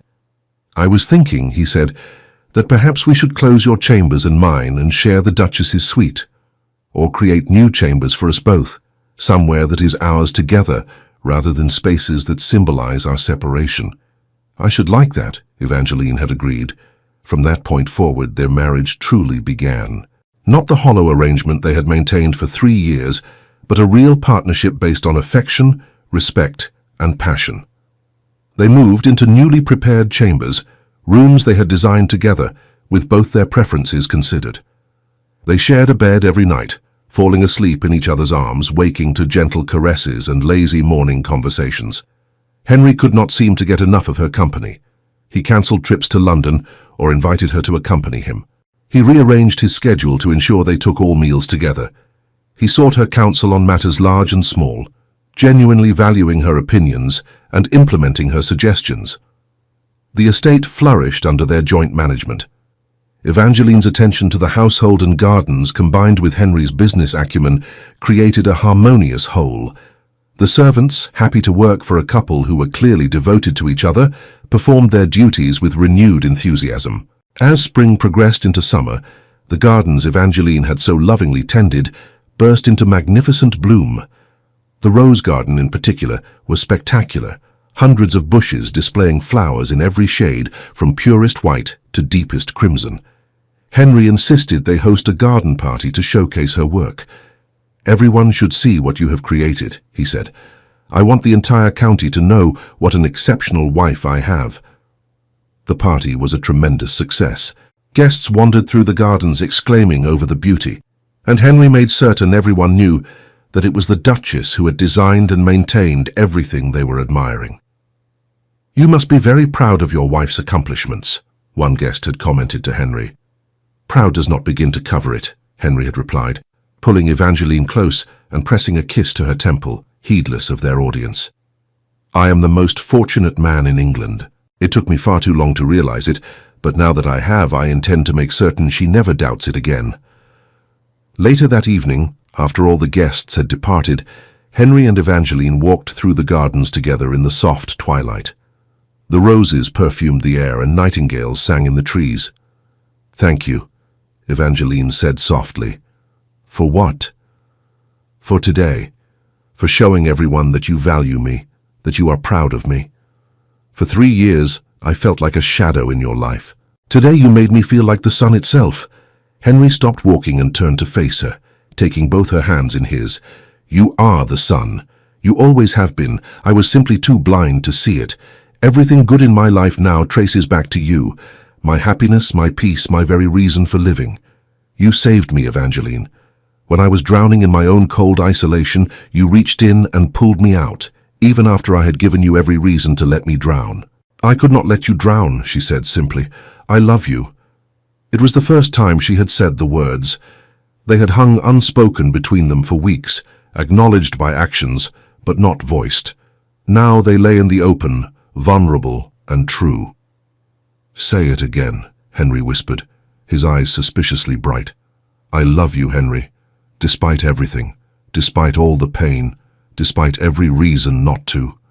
I love you." He pulled her into his arms, holding her so tightly she could barely breathe. "I love you," he said fiercely against her hair. "I love you more than I thought it possible to love anyone. You are my heart, my soul, my entire world, and I will never stop proving it to you. Every day for the rest of our lives, I will show you how much you mean to me." They stood there in the fragrant darkness, wrapped in each other's arms, while around them the roses bloomed and the nightingales sang. It was a far cry from the cold, silent marriage they had endured for 3 years, and the transformation felt nothing short of miraculous. As summer deepened, bringing long days and warm nights, Evangeline began to notice changes in her body. She tired more easily, found her appetite changed, felt occasional queasiness in the mornings. When she missed her monthly courses for the second time, she called for the physician with a mixture of excitement and trepidation. The physician's examination confirmed what she had suspected. She was with child. The news left her stunned and overjoyed in equal measure. After 3 years of emptiness in every sense, her life was now full of love, of partnership, of genuine marriage. And soon there would be a child to complete their family. She had debated how to tell Henry. Should she be practical and direct, or find some romantic way to share the news? In the end, she simply told him that evening as they prepared for bed. "Henry, I have something to tell you." He had looked up from where he was removing his cravat, his expression attentive. "Yes?" "I am with child." For a moment he simply stared at her, as if the words had not registered. Then his face broke into a smile of such pure joy that it brought tears to her eyes. "Truly, you are certain?" "The physician confirmed it this afternoon. I am approximately 2 months along, he believes." Henry closed the distance between them in 3 strides, catching her up in his arms and spinning her around, gently, carefully, as if she were made of spun glass. "A child! We are going to have a child." He set her down and immediately looked worried. "Should I have done that? Did I hurt you? Should you be resting? What did the physician say you should or should not do?" Evangeline laughed at his sudden anxiety. "I am pregnant, not made of porcelain. The physician says I am in excellent health and should simply avoid undue strain. Otherwise, I may continue as normal. Still, you must take care. No more working in the gardens on your knees. We shall hire additional gardeners, so you may supervise rather than labor. Henry, and you must rest more, perhaps a nap each afternoon. And I shall have cook prepare the most nutritious meals possible. Whatever you need, whatever you desire, you have only to ask." She caught his face between her hands, forcing him to meet her eyes. "What I need is for you not to treat me like an invalid. I am having a baby, which women have been doing since the dawn of time. I will be sensible and careful, but I will not become fragile simply because I am carrying our child." "Our child," Henry repeated wonderingly. "We made a child. Together." "We did indeed." He placed his hand gently on her still flat abdomen, his expression full of awe. "There is a life growing here, a piece of you and a piece of me, combined into someone entirely new." "Are you happy?" Evangeline asked, though his joy was evident. "Happy? Evangeline, I am overwhelmed, elated, terrified, grateful beyond measure." He knelt before her, pressing his lips to her stomach through the fabric of her dressing gown. "Thank you. Thank you for this gift, for this second chance, for giving me a reason to become a better man." "You became a better man before this child was conceived," she said gently, running her fingers through his hair. "This baby is simply another blessing in a life that has become full of blessings." That night, they lay together in the darkness, Henry's hand resting protectively on her stomach, speaking quietly about the future. "Do you hope for a boy or a girl?" Henry asked. "I do not care, as long as the babe is healthy. Though I confess I sometimes imagine a little girl with your grey eyes, and I imagine a boy with your auburn hair. But truly, boy or girl matters not at all. They will be loved beyond measure. They will be raised differently than you were raised," Evangeline said firmly. "Our child will know affection, will be encouraged to express emotion, will understand that love is strength, not weakness." "Yes," Henry agreed emphatically. "Everything my father did wrong, we will do right. Our child will grow up secure in the knowledge of their parents' love for each other and for them. They will see what a true marriage looks like: partnership, affection, respect. They will be terribly spoiled," Evangeline teased. "Absolutely, utterly spoiled with love and attention. I see no problem with this whatsoever." They laughed together in the darkness, imagining their future, and Evangeline marveled at how much had changed. Less than a year ago, she had fled this house in despair, convinced her marriage was a hollow shell that would never contain anything real. Now she lay in her husband's arms, carrying his child, in a marriage that had been reborn into something beautiful. The months of Evangeline's pregnancy passed in contentment. Henry was solicitous without being smothering, excited without being anxious. He attended to her needs, supported her when pregnancy made her uncomfortable, and celebrated each milestone with genuine joy. He had begun speaking to her stomach, telling the child stories, making promises about the life they would share. "Your mother is the most remarkable woman in England," he would say, his lips pressed to her swelling abdomen. "You are fortunate beyond measure to have her. As am I."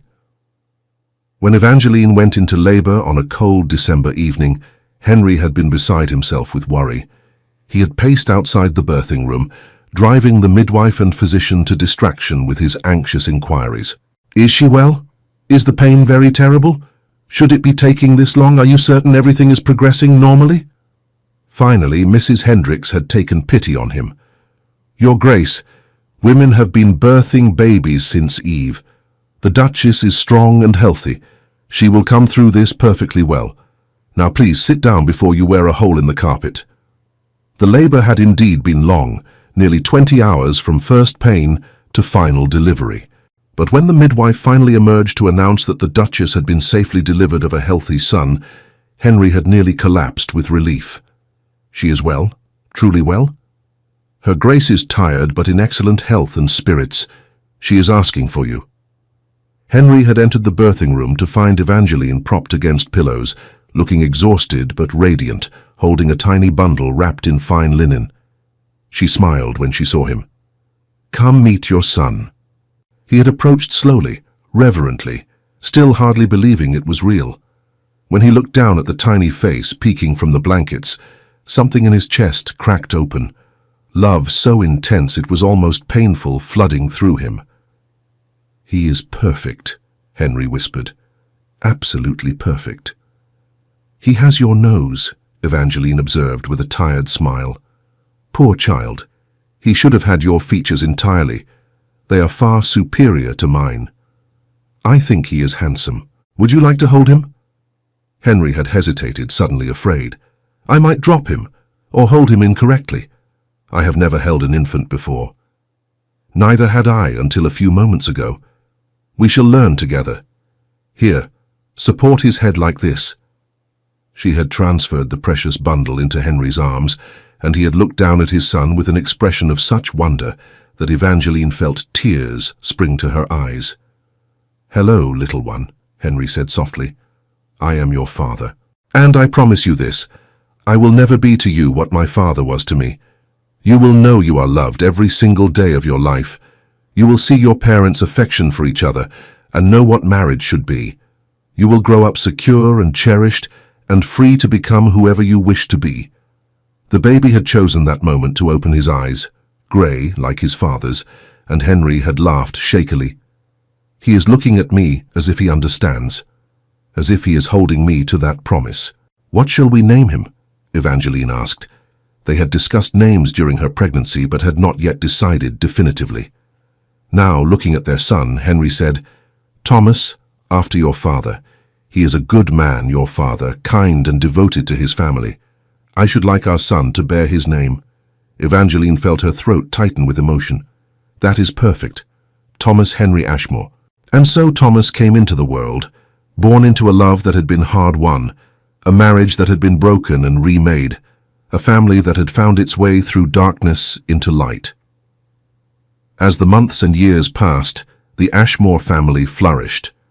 Thomas grew into a bright, affectionate child, doted upon by both parents but not spoiled into selfishness.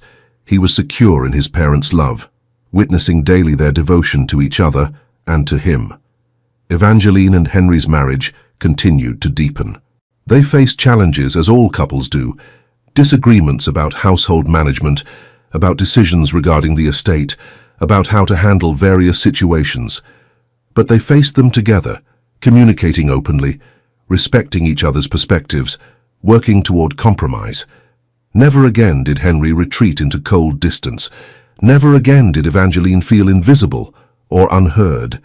They had learned, through painful experience, how precious their partnership was, and they guarded it fiercely. On their 7th wedding anniversary, 4 years after Evangeline's return and Henry's illness, they stood together in the rose garden that had become a symbol of their marriage. The roses were in full summer bloom, more beautiful than ever, the result of years of patient cultivation and care. "Do you remember," Evangeline said, "when you told me that these roses were like a marriage that blooms after patient cultivation?" "I do. It seems I was wiser than I knew in that moment. We have had our share of trials, the barren years at the beginning, then the separation, then the slow rebuilding. But we came through it all." Henry pulled her close, resting his chin atop her head. "We did. And I am more in love with you now than I was when I first realized I loved you. Every day you show me new facets of yourself to admire. Every day I find more reasons to be grateful that you gave me a second chance I did not deserve." "You earned it," Evangeline said simply. "Through genuine change, through consistent effort, through love demonstrated in 1,000 small ways every single day. I will continue demonstrating it every day for the rest of my life." They stood there surrounded by the beauty Evangeline had created and Henry had learned to appreciate in the garden that represented everything their marriage had become, carefully tended, patiently nurtured, blooming in glorious profusion. Thomas's voice called from the house, "Mama, Papa, come see what I have drawn." They smiled at each other and turned hand in hand to walk back to the house, back to their son, back to the life they had built together through love and perseverance and the courage to change. Their story had not begun as a romance, it had begun as a cold arrangement, a hollow duty, a mistake of prideful isolation. But it had transformed into something beautiful, proof that love, real love, could bloom even in the most unlikely circumstances. That change was possible. That people who had hurt each other could heal together. That a marriage nearly destroyed could be rebuilt into something stronger than it might have been if it had never been broken. Years later, when Thomas was 10 years old and his younger sister Catherine was 6, a little girl who did indeed have her father's grey eyes, the family gathered in the drawing room one rainy autumn evening. Catherine was curled against her mother's side, while Evangeline read aloud from a novel.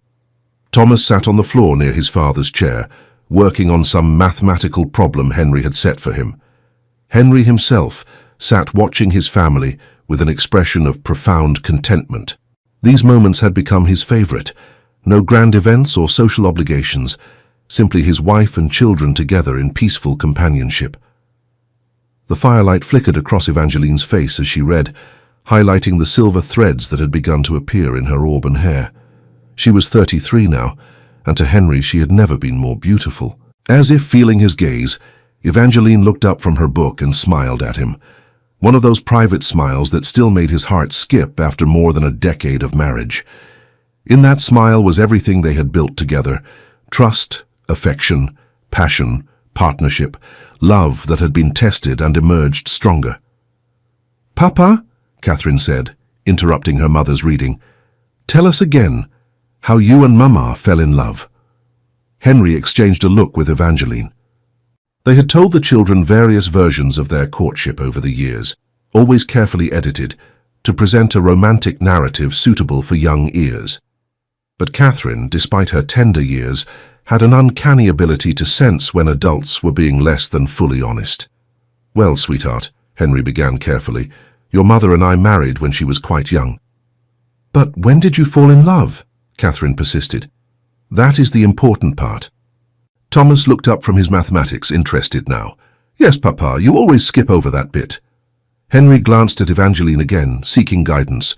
She set aside her book and said gently, "Sometimes, my darlings, love does not happen all at once.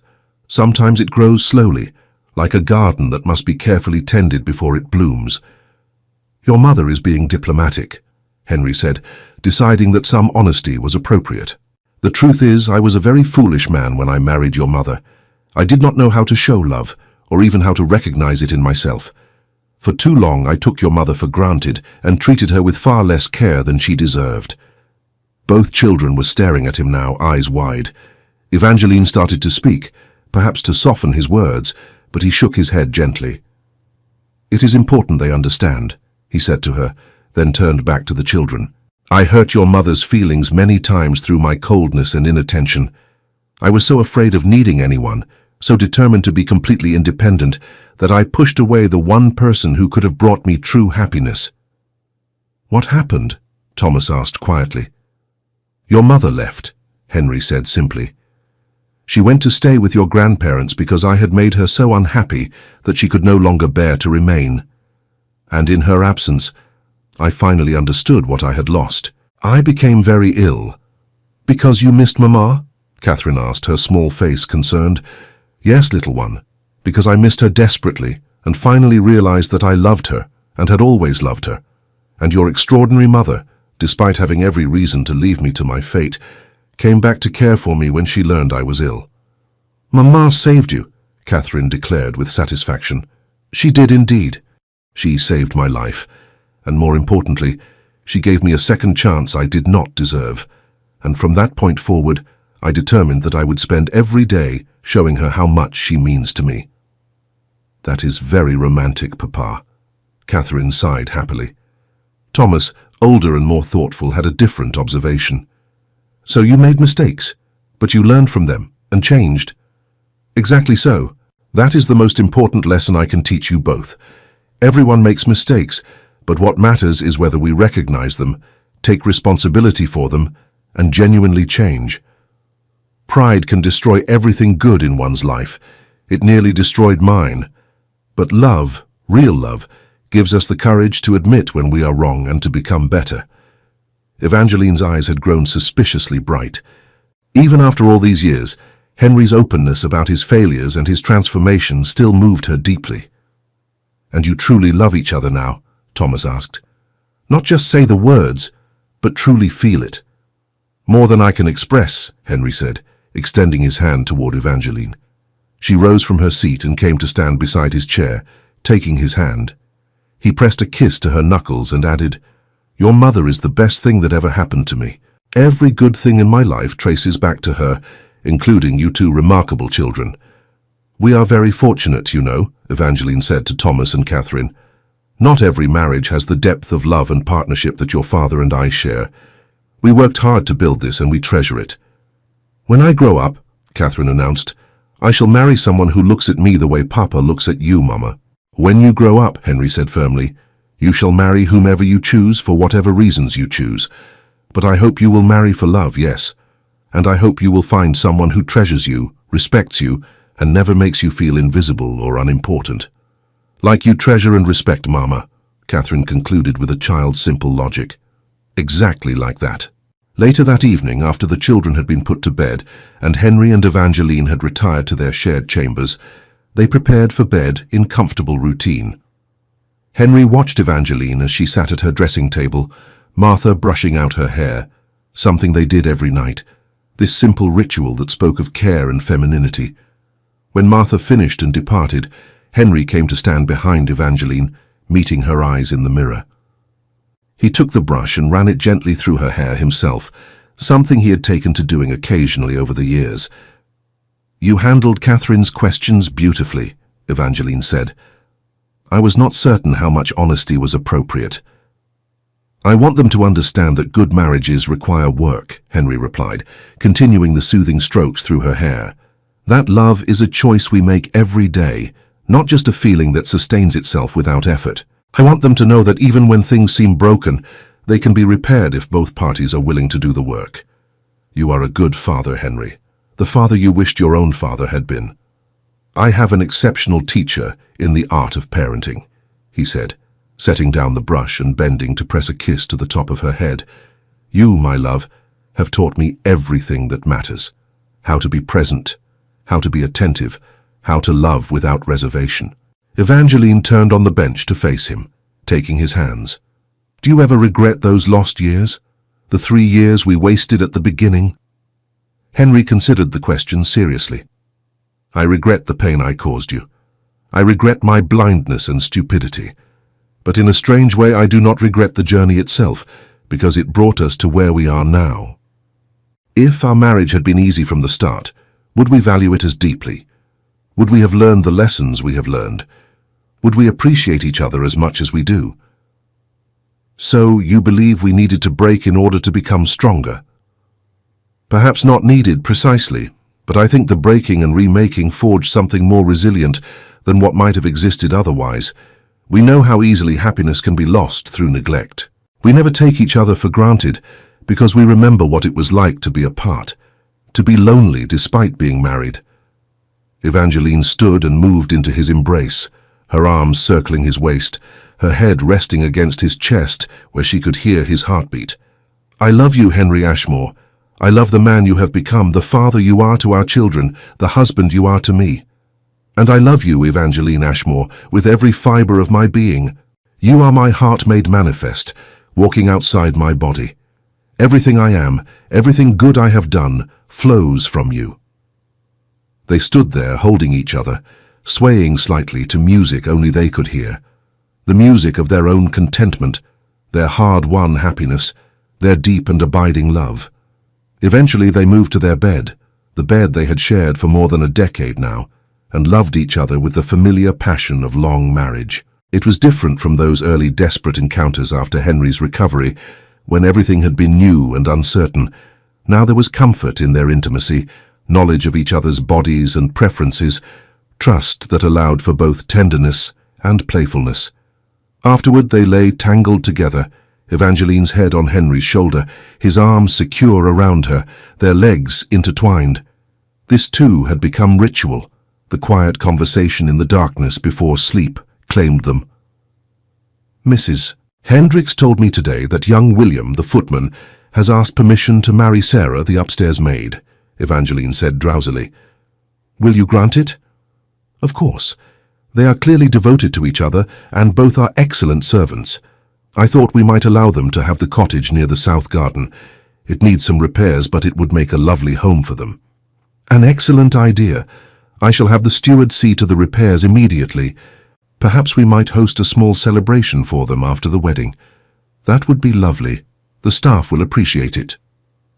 You are beloved by the staff, you know, Henry murmured. They speak of you with genuine affection, not merely respect. Mrs. Hendricks told me once that you transformed this house from a cold showplace into a true home. We transformed it, Evangeline corrected. Together. Together, Henry agreed, pulling her closer. Everything worthwhile in my life we have built together. They fell silent, drifting towards sleep, secure in each other's presence and in the life they had created. The years continued to pass, bringing the normal mix of joy and sorrow, triumph and challenge. Thomas grew into a thoughtful young man, serious and studious, clearly destined to manage the estate responsibly when his time came. Catherine remained spirited and affectionate, beloved by everyone who knew her. 2 more children joined the family, another son, James, and finally a second daughter, little Elizabeth. The house that had once echoed with silence now rang with children's laughter, with music from Evangeline's pianoforte, with the sounds of a family fully and loudly alive. Henry had long since resigned his parliamentary seat, choosing to focus his attention on his estate, his family, and his community. He had discovered that he was far happier managing his lands and spending time with his wife and children than he had ever been pursuing political ambitions in London. Evangeline had expanded her charitable work in the local community, establishing a school for children of tenant farmers and founding a society to provide support for families in need. Henry supported these endeavors enthusiastically, proud of his wife's compassion and capability. They had weathered storms together. A difficult birth with James that had terrified Henry and left Evangeline weak for months. A fever that had struck Catherine when she was 7, during which both parents had kept vigil at her bedside for days. Financial challenges during a particularly bad harvest year. The death of Evangeline's father, which had grieved her deeply. Through all of it, they had remained united, drawing strength from each other, facing every difficulty as partners. On their 20th wedding anniversary, Henry had arranged a celebration. Not a grand ball for society, but an intimate gathering of family and close friends. Anne and her vicar husband had come, now with 5 children of their own. Evangeline's mother, elderly but still sharp-witted, had made the journey. A few neighboring families with whom the Ashmores had developed genuine friendships were in attendance.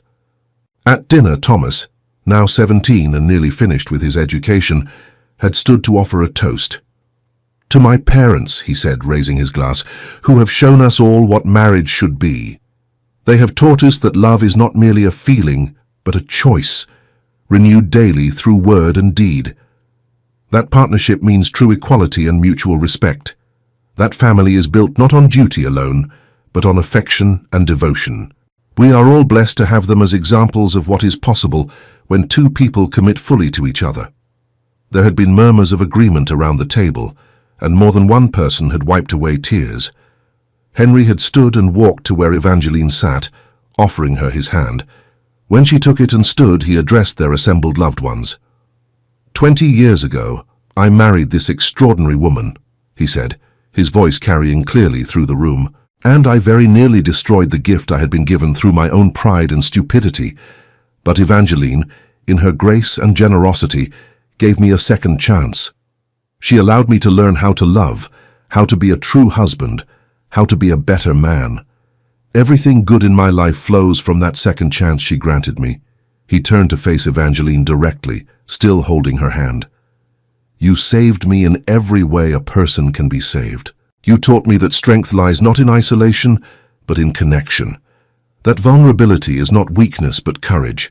That love is the greatest adventure of all. I love you more today than I did yesterday, and I will love you even more tomorrow. You are quite simply the best thing that ever happened to me."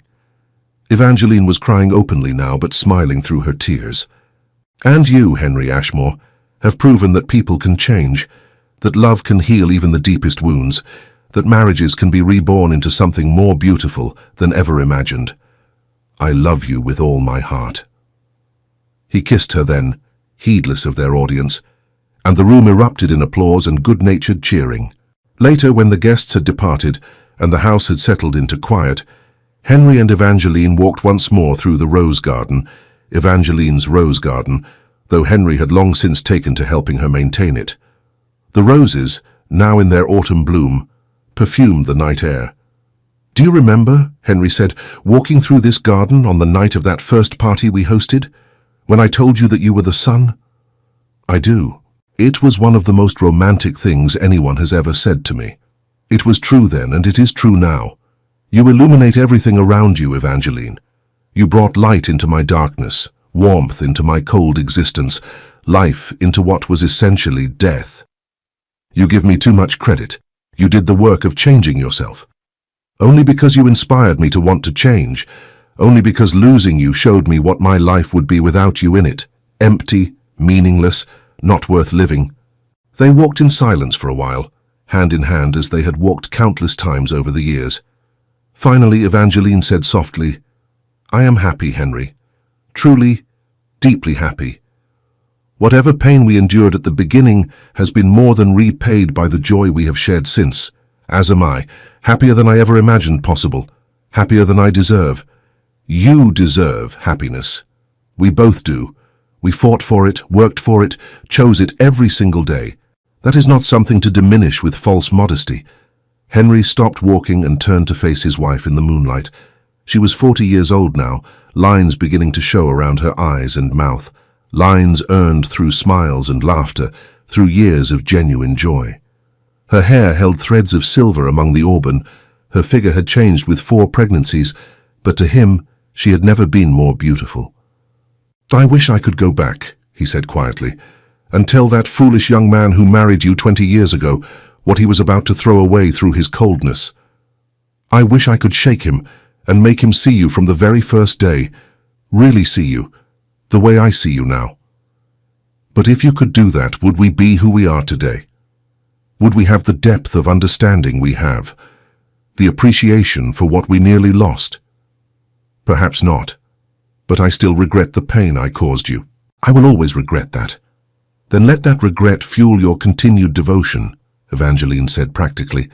"Let it remind us both, to never take each other for granted, to always choose each other, to treasure what we have." "Every day," Henry promised. "For all the days I have left, I will choose you. I will treasure you. I will love you with everything I am. And I you, my love. And I you." They stood there in the garden they had cultivated together, quite literally and metaphorically, surrounded by beauty they had created through patient care and devotion. Above them, stars wheeled through the infinite sky. Around them, roses bloomed. Before them stretched however many years they would be granted together, and in that moment they were perfectly, completely content. Their story had begun in coldness and ended in warmth. It had started with distance and ended in intimacy. It had transformed from duty to devotion, from arrangement to true partnership, from hollow formality to deep and abiding love. The Duke's pride had indeed made her leave, but his love, finally recognized, finally expressed, finally lived, had brought her back and kept her, not as a captive or obligation, but as a cherished partner in a life fully shared. And that, in the end, was the greatest triumph of all. Not that they had found love, but that they had created it together, forging something beautiful and enduring from the ashes of their nearly destroyed marriage.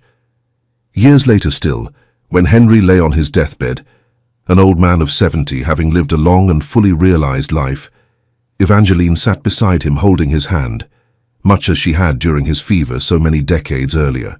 Their children and grandchildren filled the house, testimony to the love they had shared and the family they had built. "No regrets?" Evangeline asked softly, stroking his thin hand. "Only the years I wasted not loving you properly," Henry managed to say, his voice weak but his mind clear. but even those taught us to value what we had, so perhaps no regrets after all.